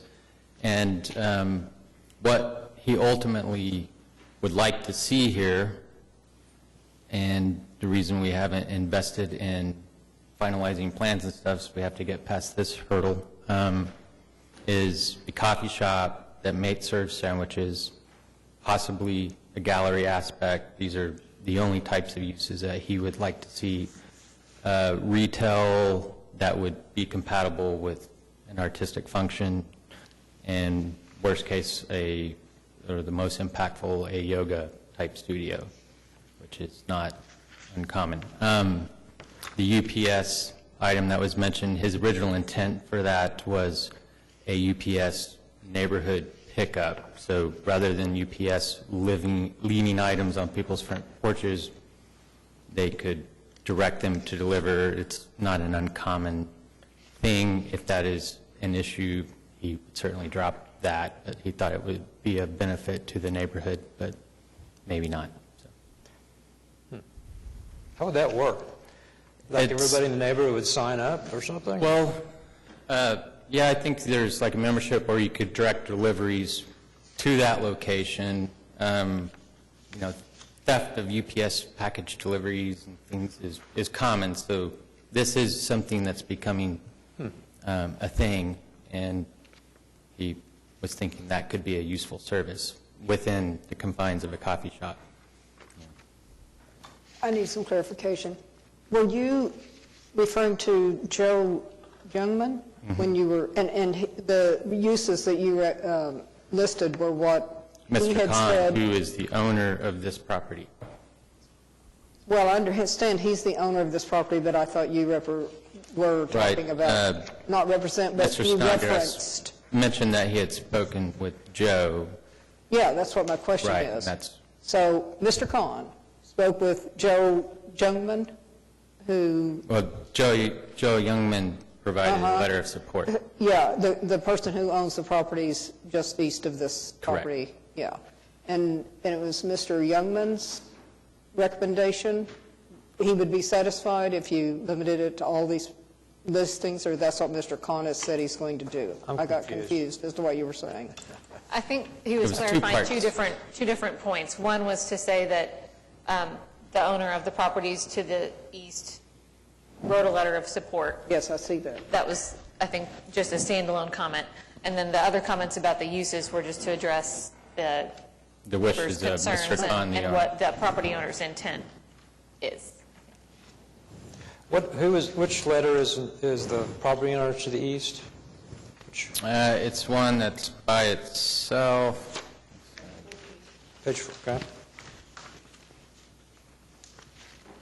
Joe, okay, there it is. For what it's worth, I've looked through the county assessor records with respect to the owners that support the project, and Mr. Youngman at the house next door, he's not a owner-occupant, as many of these are not. So I think, for what it's worth, compared to the residents' concerns, I would consider that. So he's an absentee owner? Yes. As are page 15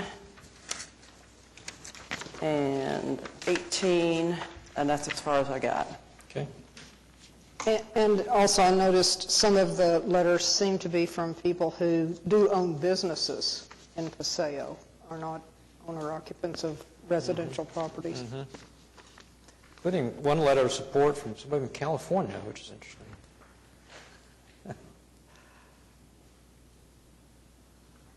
I was curious what their Studio 120, okay, on 29. If you look at the signature line, because I saw that too when I read it, I think they have a local office. Yeah, that's what I just saw. Okay. Katie, I have a question about HL overlay. Would any home have this aspect of HL overlay in an HP zoned area? So we have two different zoning designations. You're either HP or HL. Right. And the HL overlay is what's applied to many of our neighborhoods that have a mix of uses. So that component of the zoning will not change in any way from any other home in an HL overlay district. Does that answer your question? Well, I'm just not sure. I mean, I think this whole thing goes against the basic tenet of why we're here, and I could never support anything to take a historic home and turn it into a coffee house. 0 for me. Sorry. Okay. Katie, I also know something in your recommendation about the monument sign. And we're fine with that. So. Okay. Is that like a freestanding? Right. Okay. Freestanding sign. You look like you're ready to say something. Well, I'm trying to formulate the way I say it. You know, finding, it's a very delicate balance to find the position between vibrant urban neighborhoods and walkability and single-family homes and the pressures that we have on them to make them into something else. I think that there are some very successful places in Oklahoma City where single-family homes have been converted into vibrant businesses that have helped the neighborhood. There are also a lot of very disastrous conversions of single-family homes into businesses that have really hurt neighborhoods quite a bit. So I think that whatever we do, we should do it very delicately and very deliberately, whatever that is. Brian, the list of things that you had said that the owner would like to see in the property, it sounds like it's a pretty short list compared to the longer list of potential items that's right. And the reason some of those lists is longer is because it's not 100% clear where those fall in the zoning categories. Right. You know what I mean? But then in that zoning category, there are a lot of other things that it could be that it doesn't necessarily say it's not going to be. Does that make sense? Sure. Yeah. And if that would have any bearing, we could modify that short list now, if that was something, or make that a condition of a recommendation. I understand this would be a recommendation, not an approval per se. I think that I agree, it's complicated and it's a delicate situation. I think the one thing I do struggle with is that house is currently occupied. Someone is living there. So if it's turned into anything other than a residence, that's going to displace the person that lives there. I mean, if it was a vacant house, abandoned, I'd look at this differently possibly, but I do struggle with that. I don't know if they live there or not. I personally don't know. So, yeah.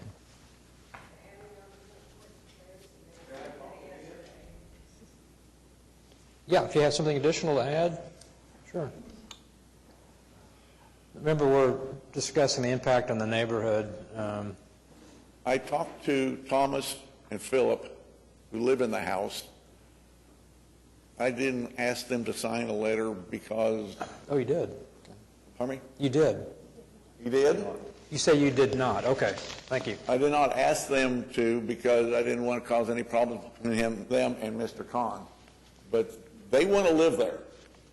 They both told me. I know that's hearsay. There's a lawyer around. Another thing I forgot to bring up, the gentleman said something about the Jefferson Park Association. Did he say he got a recommendation? He didn't receive a physical recommendation or a Okay. letter of non-support. Yeah, I just talked to David a while Neither. ago, and he said he didn't have enough information on this to really give a yes or a no on it. Who's David? Pardon me? Who's David? He's the president of the Jefferson Park Association. Big what? Yeah. Okay. And we're leaving. I'm driving down here. We're getting ready to leave when I hung up from him, and I'm supposed to call him back this evening and tell him what I think went on, and then we're going to get together and discuss. And he wasn't aware of all the people on 29th that were against it. He's going to be made aware of all the people, and I called people that used to live on 29th, and I saw their names out there on letters, and they don't want it to happen. So David and I are going to get together tomorrow, maybe. No, I've got an eye doctor appointment. We're going to get together and we're going to talk about this and formulate whether he's going to stay neutral or come on our side. I did not get the feeling, I'm sorry, that he was anywhere close to happy with this. Okay, thank you. I do find that interesting because in the meeting, and it was a full board, they were generally supportive, asked a lot of questions, they were informed, David was there, very courteous, and when we mentioned coffee shop, there were several were, oh boy, I'd love to go there. So I understand being a board, it was in a board meeting, those in attendance were in support, knowing that there's others in the neighborhood, it would be a function of a neighborhood association to listen to everyone in the neighborhood. So I could see where that would possibly reverse, but they were informed. So Nobody on 29th knew anything about this meeting. it was the monthly regular Oh, neighborhood well. meeting. Okay. You need to speak in the microphone, or we can't Well, hear they you. keep bending. No, you're fine, but the lady here. Oh. If you'd like If to you'd like make, to add, it's fine. if you'd like to please. make additional We comments, need to come hear you. up to the microphone if you would. We record these meetings, so that's why. I just wanted to note that the residents, I can speak for only myself, I don't know where he got his other letter, but my sister-in-law, none of us heard any of this. We're residents on the street. We didn't hear any of it until last week. I was a little disappointed in JP&A and Mr. Bigham because apparently they've had meetings but didn't bother to share or invite the residents who'd be living next door to that coffee shop to those meetings. I mean, it's one thing to say if you live 6 blocks away, great, a coffee shop. I can stop on my way to work, but, you know, do you want it next to you? And so it kind of feels like there were meetings held and we were purposely left out of them. Brian, was there only one meeting, and that was the annual meeting? It was the regular Monthly meeting, monthly meeting, Okay. which it's my understanding that's always open to members. I think that's how any neighborhood So association. Well, I the know, way you're saying it, it's like it was kind of sneaky, that's what I'm getting, but I just wanted to clarify that it was the regular monthly meeting of Jefferson Park Neighborhood That was held in the community church on 23rd. well, I know that sometimes There just communications didn't seem isn't to be good. any attempt to get any of the other homeowners aware that it was going to be discussed. We used to get a letter that told us when those were. That stopped a long time ago, and so I don't know when they are. I did not know they were still going on. But I will now be a little bit more concerned about that. But I'm sure what they presented at the monthly meeting, nobody on that board lives on 29th. And they all, like Mary said, it'd be great to go by and get coffee. And yes, but okay, that's fine. Let's put it at the end of your street. Or just sell it out of the route in the morning. You're closed all morning anyway to sell beer at night, so. But it's going to be a parking problem. We have that now with all the kids in the neighborhood, and they're good kids. Every single one of them I know. I have met, there's 31 people, I have met and talked to 28 or 29 of them, and I can name them right now. If I hear none, I can name that many. We believe you. It kind of concerns me about the lack of... of meeting anybody that moves in. Yeah, I understand. I'll make that. It kind of They have concern. my phone number and my name. It kind of concerns me with the lack of communication. As I know, I live in Edgewood Park. It was a board meeting. There was no notice of what the presentation was going to be and the agenda. And it's not necessarily the applicant's fault. It's a volunteer organization. So it would have been nice if there had been a neighborhood meeting for Jefferson Park, particularly, to discuss it instead of a board meeting with no agenda item. But I don't Katie, know. what are our options today? I mean, we've got what the staff recommended to send on. Is this it? Is this our only option? Do we have other options available to us? The commission can make any recommendation that you like, so you can address, that additional outreach to the neighborhood is needed, that additional scrutiny of the proposed uses is needed, that additional consideration of the physical impact of the various potential uses is needed. You can address that you just entirely don't think it's appropriate. However you want to structure the recommendation. We have the ability to recommend approval or denial, or to really just submit comments if you don't want to take a for or against stance. And we've discussed that with some SPUDs previously, where there were really no historic preservation concerns, but there were a lot of larger neighborhood concerns, and the commission didn't want to appear to either endorse or oppose the neighborhood issues. I think regardless of our action today, I mean, this is not really something that we would continue to a future meeting. It's going to go forward to Planning Commission. There will be an additional round of public notices for the Planning Commission meeting, and I think there would be additional time for the neighborhood to arrange a larger meeting on their end in advance of Planning Commission and attend that to make comments as well. I think it might be good to, so we have to do something today. We at least, before it goes to Planning Commission, recommend that there's a meeting with notification, and for more discussion before the Planning Commission sees it. But Scheduled for the Suzanne? Planning Commission next week. It's next week? Yeah. Okay, well, so much for that. So when it goes to Planning Commission, is it one of those things where it's introduced and then it's voted on at the next meeting, or is it introduced and the zoning change all happens at once? Probably happen at once. And there's a process with the Planning Commission, and then it also gets forwarded to City Council, because a simplified planned unit development like this is actually an ordinance. So it follows the same sort of procedure that an ordinance adoption would. So in an ordinance adoption, there's an introduction, then there's a period of review and comment, and then there's a meeting when it's actually approved or denied. Or By the Planning Commission? No. City Council.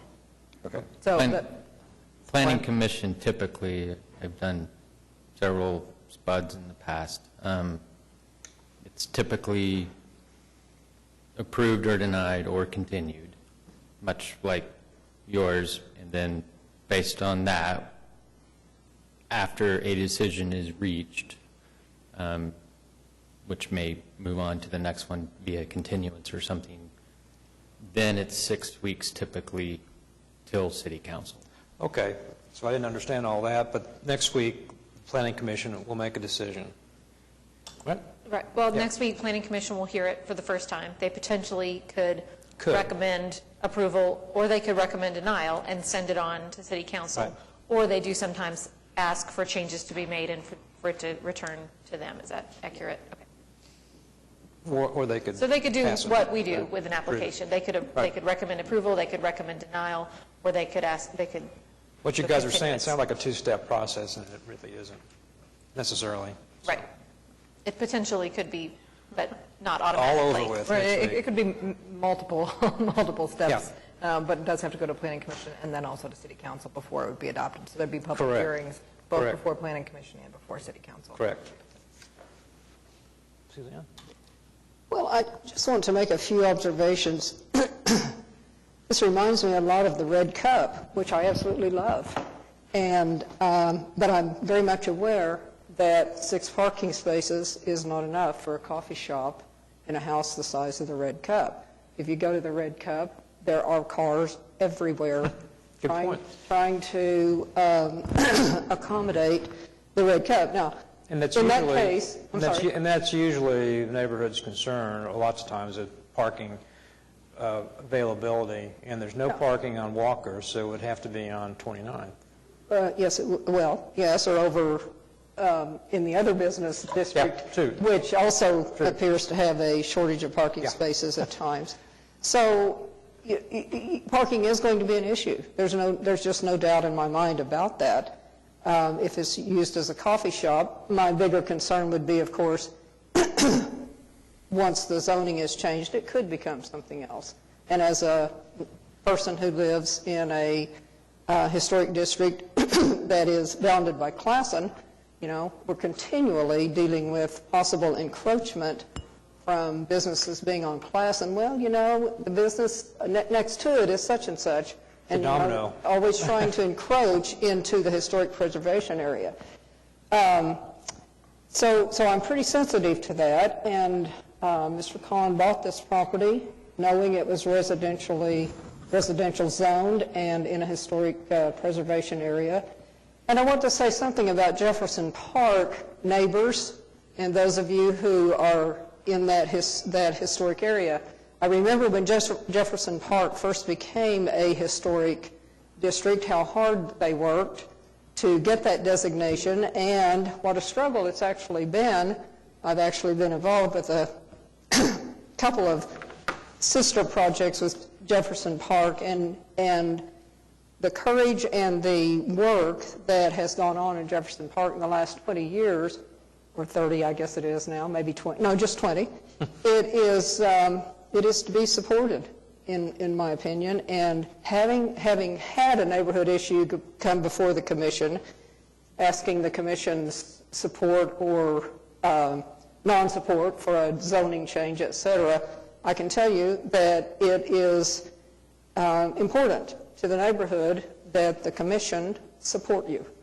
And I just don't quite see the justification for changing this really beautiful house into something that's not residential.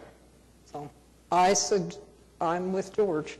That just goes right with what we're here to do, is to protect the historic integrity of the city. We were talking earlier about the pattern. There used to be neighborhood commercial, but it's on corners, and it's starting to bleed, you know, to the non-corner locations into a strip along Walker. And there's a lot of commercial along Walker, but that's one thing, you know, I kind of agree with that. Where do you draw the Right. I mean, there's nothing wrong with the texture of commercial and residential intermixed, and that makes a strong, cohesive neighborhood.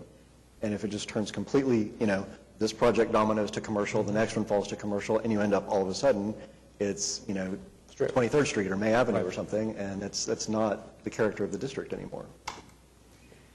additional concerns I share beyond all that have been shared today are the additional uses under this proposed sped.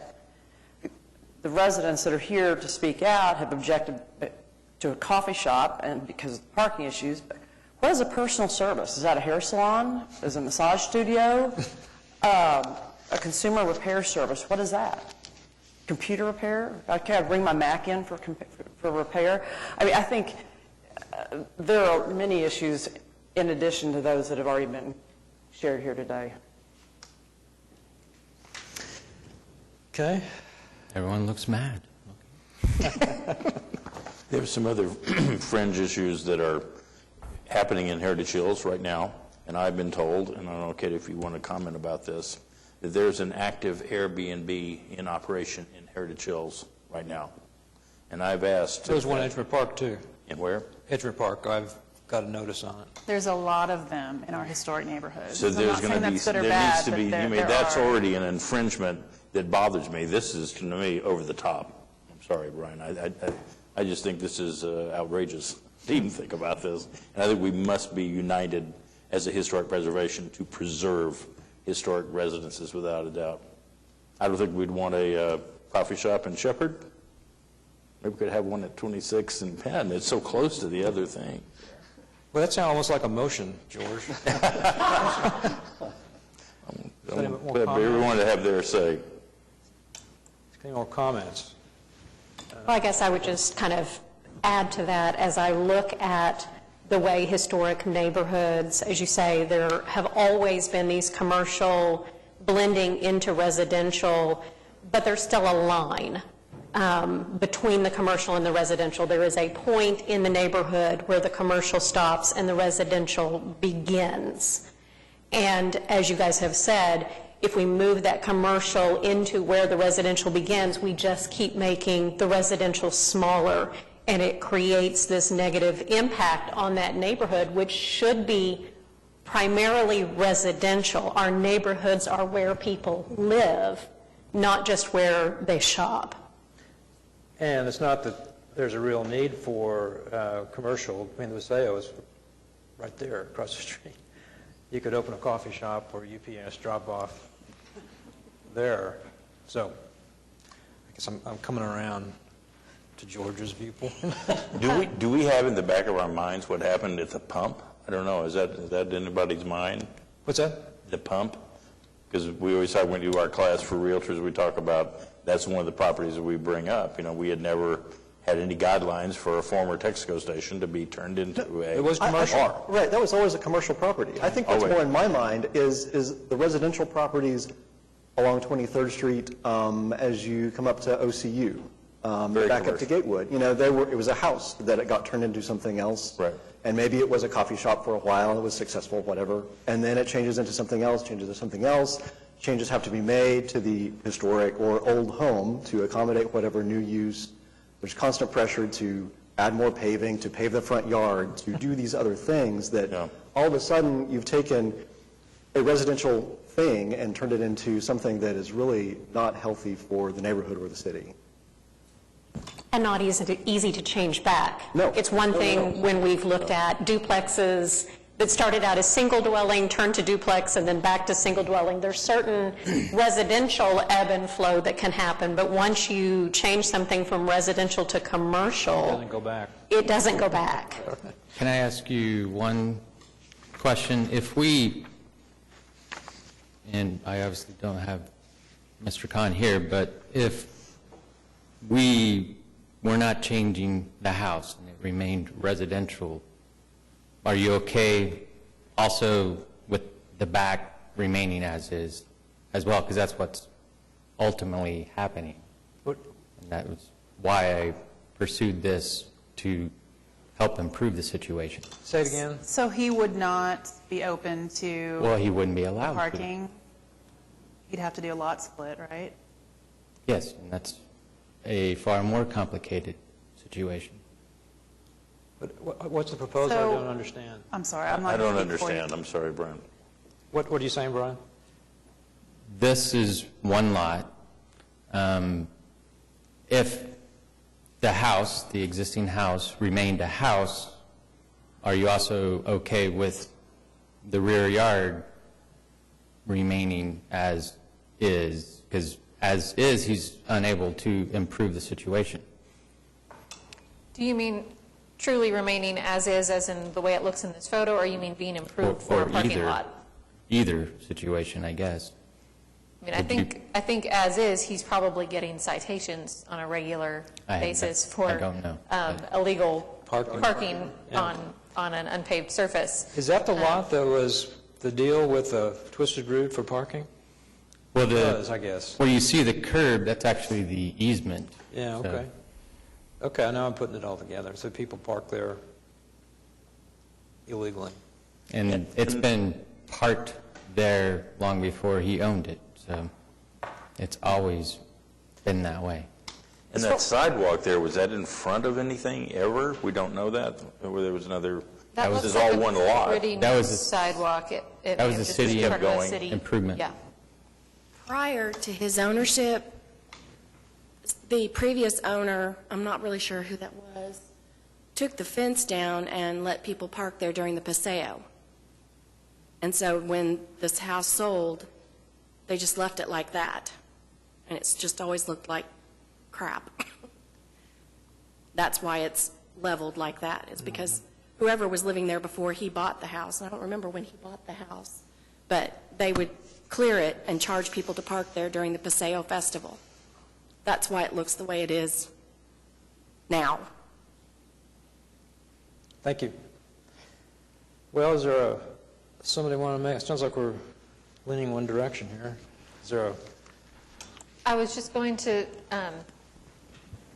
request or suggest that as part of whatever recommendation we make, that we list out for the benefit of Planning Commission the concerns that have been addressed today, that a recommendation to approve or deny without any additional findings is not all that useful. So if we can itemize what those concerns are from the Commission. And I would also like to interject the idea, if you would have any favorability of providing parking and a dumpster enclosure, be that not for a new business, but to improve what's there. At the moment, there is no ability to enclose a dumpster or anything. So the house would stay a residential, and you'd improve the backyard. Yeah, if he was Which is wanting what- to do that, yeah. You started out wanting just to improve the appearance, apparently, right? Correct. I have a question about your last comment that if it was not turned into some sort of retail establishment, if left as is residential, would it be appropriate to put in a dumpster? And I'm curious as to why a single-family residence would require a dumpster. It's a matter of practicality. When Mr. Khan's motivation, I think, for even buying all this was to help fix the problems of the convenience store that he owned, the strip center. And he has made considerable improvements to that. I don't know if you remember it 7, 8 years ago. But that piece of property is landlocked. And the parking that is there. The trash situation, there is no place for that, et cetera, et cetera. So even if there was a way to improve that, and I don't know if that's something he would be 100% agreeable to, but that is, I think, his ultimate motivation for even having purchased this. So the ultimate motivation for purchasing it is to have additional parking for the convenience store? There's some of that, and there's the ability to clean and deal with trash, and by having another, they can share. That's part of it. So if I can just mention here, I own The Root, which Mr. Khan is my landlord. Currently, right now, for that building, the dumpster is on the far north side, right off of Northwest 30th and Walker. So it's on the east side of the building. I think part of it just looks like crap around there, and so I've spent the last 11 months trying to clean up the Twisted Root. Not only clean up the Twisted Root in respect to just the way it looks, but also in the community with drugs and the problems that are around there. I know it kind of seems a little weird by opening a bar, but I absolutely zero drug tolerance, people hanging out front. It was just a very bad look. And part of, if I understand correct, Brian, part of the plan would, whether, I mean, I don't know if you could still do this if the house remains residential, but putting a parking lot there, but toward the back, the dumpsters, there would be a dumpster there that would function for that building. And enclosed, I think it's in some sort of drawing I had seen at some point in time. Yeah, that's correct. Whether or not that could be allowed to be done, if this still says residential because it's still a residential property, I don't know. But I would love, as somebody who was in corporate world for 21 years, I left 2 years ago to start my own business. It just, I think, people in Paseo can tell me if I'm wrong, I don't think property value's gone down in the past 5 years. I think businesses like this, and whether or not you convert, I mean, that's here nor there, the house. I think it's just important to continue to beautify the community, and whether that's alleviate some parking issues on 29th Street. Somebody was talking about property owner allowing people at the route park. That's actually across the street. Okay. Directly across the street on the west side of Walker. Okay. I made that comment. I assume it's Yeah, the so same that's- owner, you know, so. Yeah, and I know parking's always an issue. Yeah. In every district, It's so. the biggest issue normally for neighborhoods, and noise. But I just wanted to clarify maybe that dumpster issue, that I don't think the dumpster was meant to be for a resident house or, anything like that.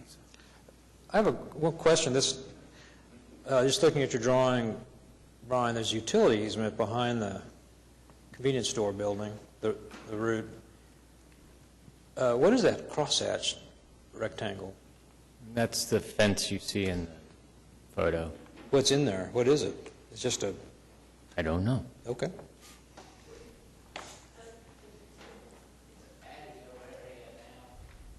It's a patio, okay. All right. I was thinking places for dumpsters to clean this up, but...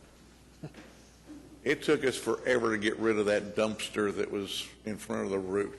That thing, whoever tries to dump it, it wasn't very efficient. He would bang that thing like he was playing a musical instrument. And we got that dumpster out of there. But as far as the yard for 441 Northwest 29th, it goes all the way to the alley. If you look, and utilities. That's why Mr. Kahn, I guess, bought that so he can concrete. But he's going to from what I saw, couldn't really see the drawing that well. He's going to concrete way into the yard. And if they take that tree out, he could go right up to the back door. Yeah. Okay, thank you. Will?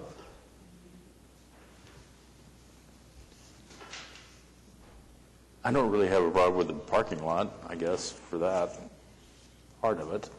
I just want to preserve the house as a residence is my main concern.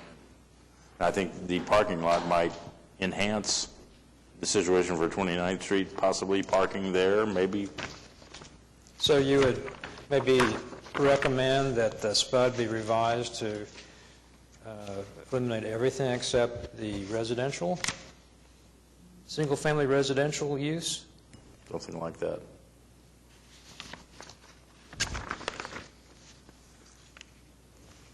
That's the issue. That's the important issue to me. That retail commercial thing, and it has been greatly enhanced over the last 10 years or so. I went by there a lot, and they've done a nice job in improving that area, I think. So the same basic site plan or concept, land use, whatever, but we would eliminate some of the things, I guess, like that outdoor patio area, and eliminate all the other uses. Is that something?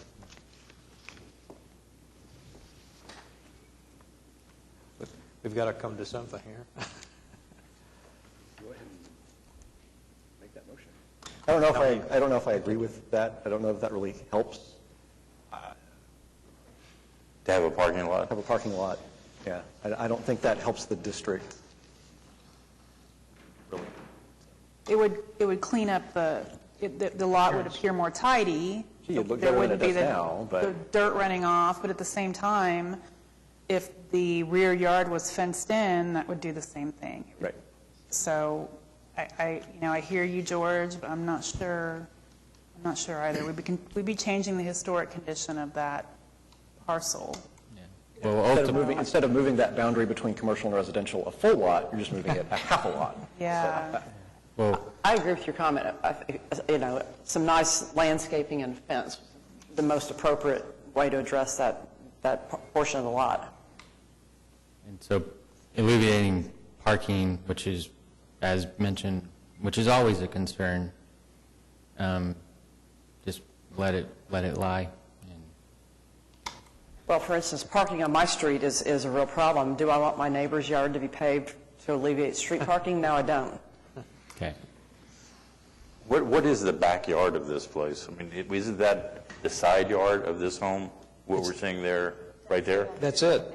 Yeah. That's it. That's the backyard, the dirt. And what is, could you go back, please, Paula? What is that north of that truck there? Where is that? What's that? North of that truck is the lot that they're trying to put parking in. It's the same as the other. It's the same From the other direction. backyard of that house. Okay. The house fronts on 29th, and so the backyard. I'm sorry, I could not Yeah. honestly tell. Right. I was thinking it was on Walker. All right. Well, it think that- is on Walker, but it fronts on 29th. What was before the commission was a proposed rezoning to change the use of this property and to allow for parking within the established HP guidelines for a commercial property, assuming that the property was rezoned to a commercial use. I think the question of allowing a backyard at what remains a residential property to be turned into a parking lot is kind of a different question, and I don't know that, I think there's probably some support in either direction for something to improve the appearance of the site, and it could either be an application for a CA to make changes, or it could be an application for a lot split to separate off the back part of the lot, but I don't know that that's really relevant or was really addressed in what's before you today. I understand trying to get feedback on some different directions that the applicant could go, but... Well, the SPUD doesn't really turn it, as proposed, it even doesn't turn it from residential to commercial per se. It turns it from residential to a SPUD, which is writing your own zoning, more or less, right? Well, a SPUD which allows a number of commercial uses. Correct. Yeah. But we're not turning into C something, right? Well, they're not trying to, but it doesn't change. Allowed things. Right. Is this backyard a full yard? I mean, is it a full lot, residential lot? Yes. Yeah, Could be sold as that. What? Could be sold as such, I guess, right? Yeah, it's 60 feet 6 inches by something, looks like 140 feet, standard, more or less, residential lot. The lot is 50 feet wide, 140 feet per the assessor's page, and the house is 1,100 square feet. It says 60 feet 6 inches on here, but... Yeah, that's right. The county assessor shows it's a corner lot. It's a wider, right, wider than 50 feet. Yeah. There is, I never saw it, been there all my life, but on my side of the street, there was a plan to put an alley behind, all the way down and coming out from Walker, all the way, and it would come out on 29th on both sides. The entrance would be on Walker, and the yards go right up to that alley. And from what I understand on the drawings that I've seen, the concrete parking is going to go from pretty close to the house up to the alley. Evidently, there's some kind of a city ordinance or something that would keep them from utilizing the alley. I don't know. But all the yards going down on the north side of 29th go to the alley. Right. Thank you. So I appreciate hearing from the residents, the letters of support and against. I appreciate Brian's comments, and I really learned a lot listening to the commissioners.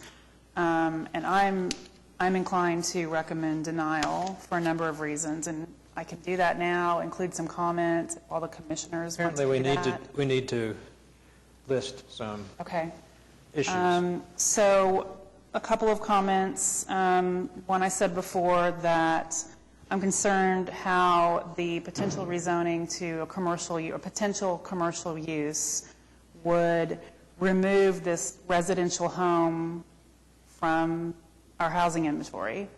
It would displace a resident, a tenant. Let's see what else. And of course, we talked about the list of uses, and maybe those need to be narrowed. But I'd like to see that house as a home for someone, to remain that way. Is there any other comments? Well, I think we've heard from things anyone? like the issue of encroachment of commercial into a residential area, where you draw the line. Domino effect. The domino effect is a concern. George, you had some... Anything else we want to add? Historical integrity issues, why we're here. Both protecting the individual property itself and the changes that would be required to the historic home, single-family home, to accommodate whatever new uses, and then also the impact on the district as a whole. I think those are two separate but parallel issues. Does that make sense? Correct. Okay. I agree. Okay, is there any other issues we need to list anybody can think of? Perhaps also the parking issue, that 10 parking spots, given what this could potentially be, would not be sufficient, and because there is no parking on Walker, it would then spill over onto 29th into the residential neighborhood. There's no parking on 30th either. So parking would end up being on 29th. Just wanted to add that. Repeat something I mentioned, that I don't see the driving need for making this commercial. There are other commercial, property close that could become this use. So, do you accept all those, Neela? I do. Okay. I do. So what is the motion then? Are we just Recommendation For for denial. denial of SPUD 00966. with Is there anything, those? any other language I need to add there, Katie? With the comments With all the as comments from stated by the commissioners as stated during the meeting. Those would be listed as findings in the motion, How does that work? not comments. That finding seems a little stronger to me. It does to me as well.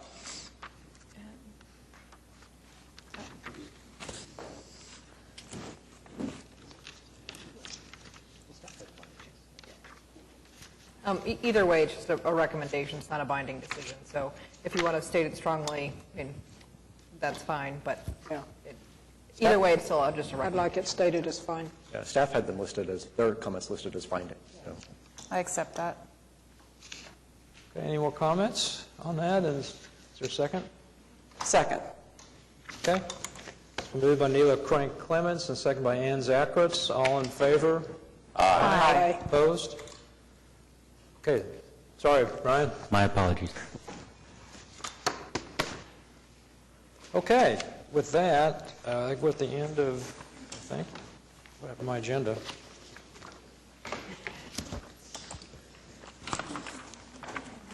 I've lost my agenda. Oh, we do have, if we can recommend the CLG subgrant application to City Council for approval and authorize the Historic Preservation Chair to sign the application on behalf of the Commission. Okay.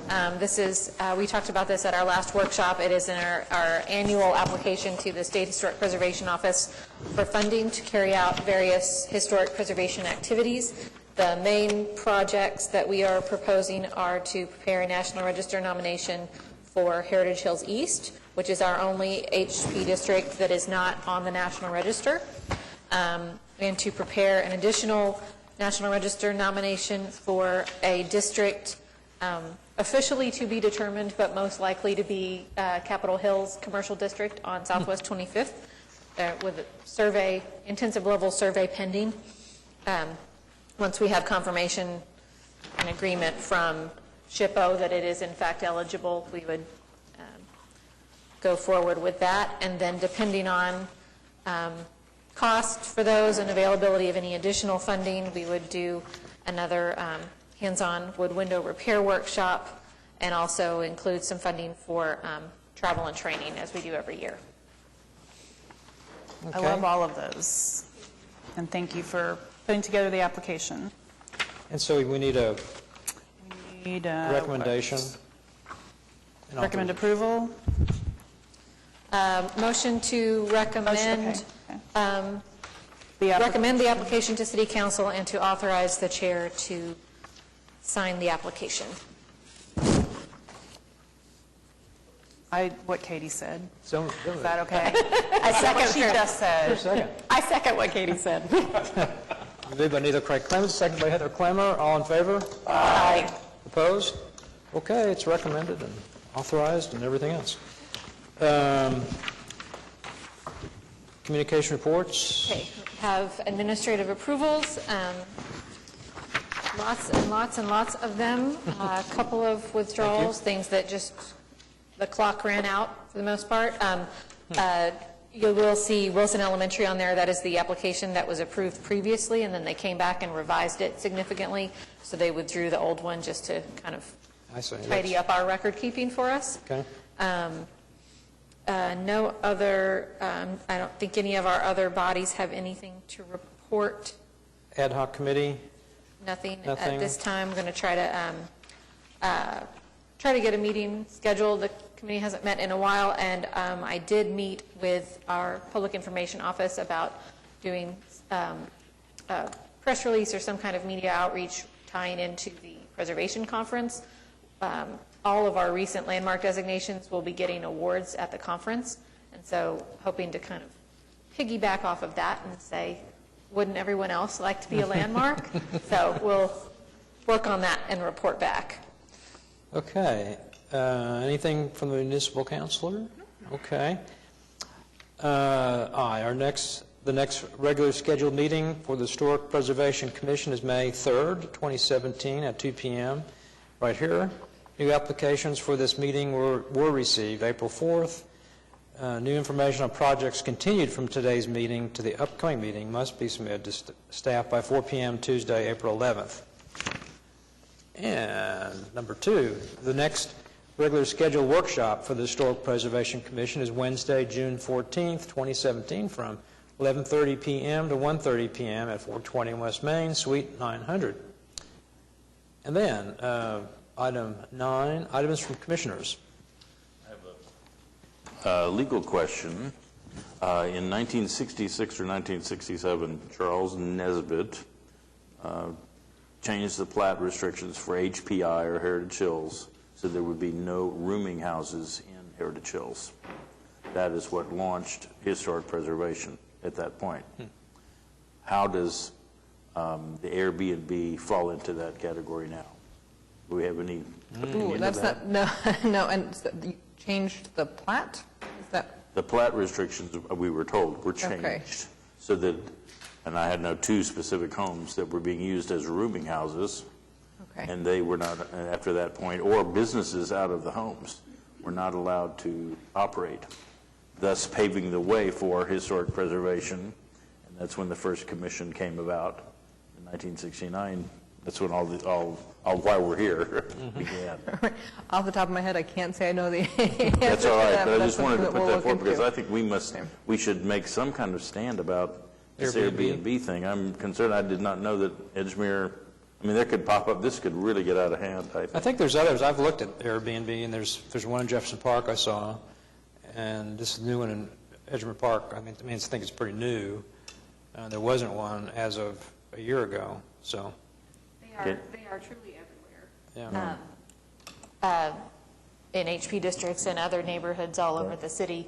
And I I'm think not worried this- about the this- other this- neighborhoods, I'm well, worried about HP. I think that the city is aware and is trying to look at how to deal with it from a code enforcement standpoint, and it kind of falls into this weird gray area of how do you classify it. And officially, I believe the stance is that if you are to operate an Airbnb, you need to have the appropriate zoning that allows that type of what is a commercial use.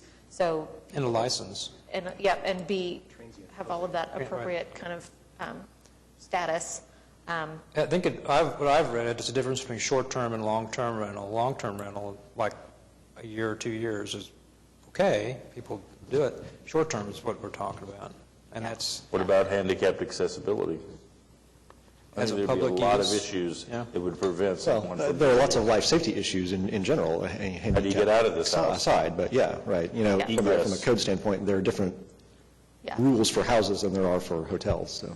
yeah. So we possibly can see if we can gather some information for you all for the next workshop to talk, because it's a question that comes up. We get phone calls about it, that sort of thing. It does, yeah. It's a commercial use and residential area. We should be concerned about that. Right. Thank you. Okay, we have one item here to establish an ad hoc committee for preservation awards. Katie? So same as when we did our ad hoc committee for, to identify landmarks, this is not something that we have to take action on. Alan can just do it. Make it so. He gets to bang the gavel if he wants. But we talked about it at the last workshop, so if anyone is interested in volunteering to be on that, we could officially establish it, and then we'll have the opportunity to report out. Didn't Mary Jo already volunteer? Yes, She's not we'll- here, we'll so put she her on it. definitely on Yeah. I think I heard her say that. She really wants to. Yeah. Whoever's, I think Greg wants And Greg, to do it, yeah. And we can obviously establish it and then email and ask who's interested in. Okay, why don't we do that, and then everybody can consider their interest. So it's done, right? We get the vote. Yep, you don't have to do Just anything, done. right? So, okay, we're going to establish an ad hoc committee. Okay. There you go. Citizens to be heard, there are none, so unless there's something else, Susan? Just one quick thing. Everybody probably knows this, but Katie has won an award from Preservation Oklahoma, the Young Leaders Award. Oh, hot. I read it in the paper. Congratulations. And the banquet it is on April 23rd. How will the presentation? It'll be, they'll announce awards at their Endangered Places event, which is just a reception on April 17th. I think that's right. Yes. That's on I should Monday. look on my calendar. Would you send that out by email? Sure. And the link? Yeah. Just to clarify, Katie is not an endangered place, No. but I'm honored to be a young leader. I was like, am I approaching the age limit for? Yeah. When will we have to notify you about attendance at the state preservation? I should probably send an email to everyone who's expressed interest tomorrow or the next day and get confirmed, and then we'll start getting everyone registered. And then the basic fee would be maybe taken care of for us, but not the individual events? Right, and what they've set up is once everyone's registered, we'll send you a code that you can go to the online Oh, okay. registration yourself Just and like we enter did. that code and pay for the other, the extra stuff that you want to attend. Got it. Okay, I need to check on that. Okay, so if there's nothing else, anybody? Okay, we're adjourned. Thank you.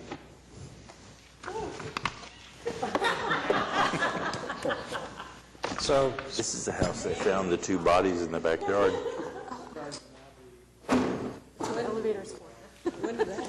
I sold this one last year. Judge Hunter lived here.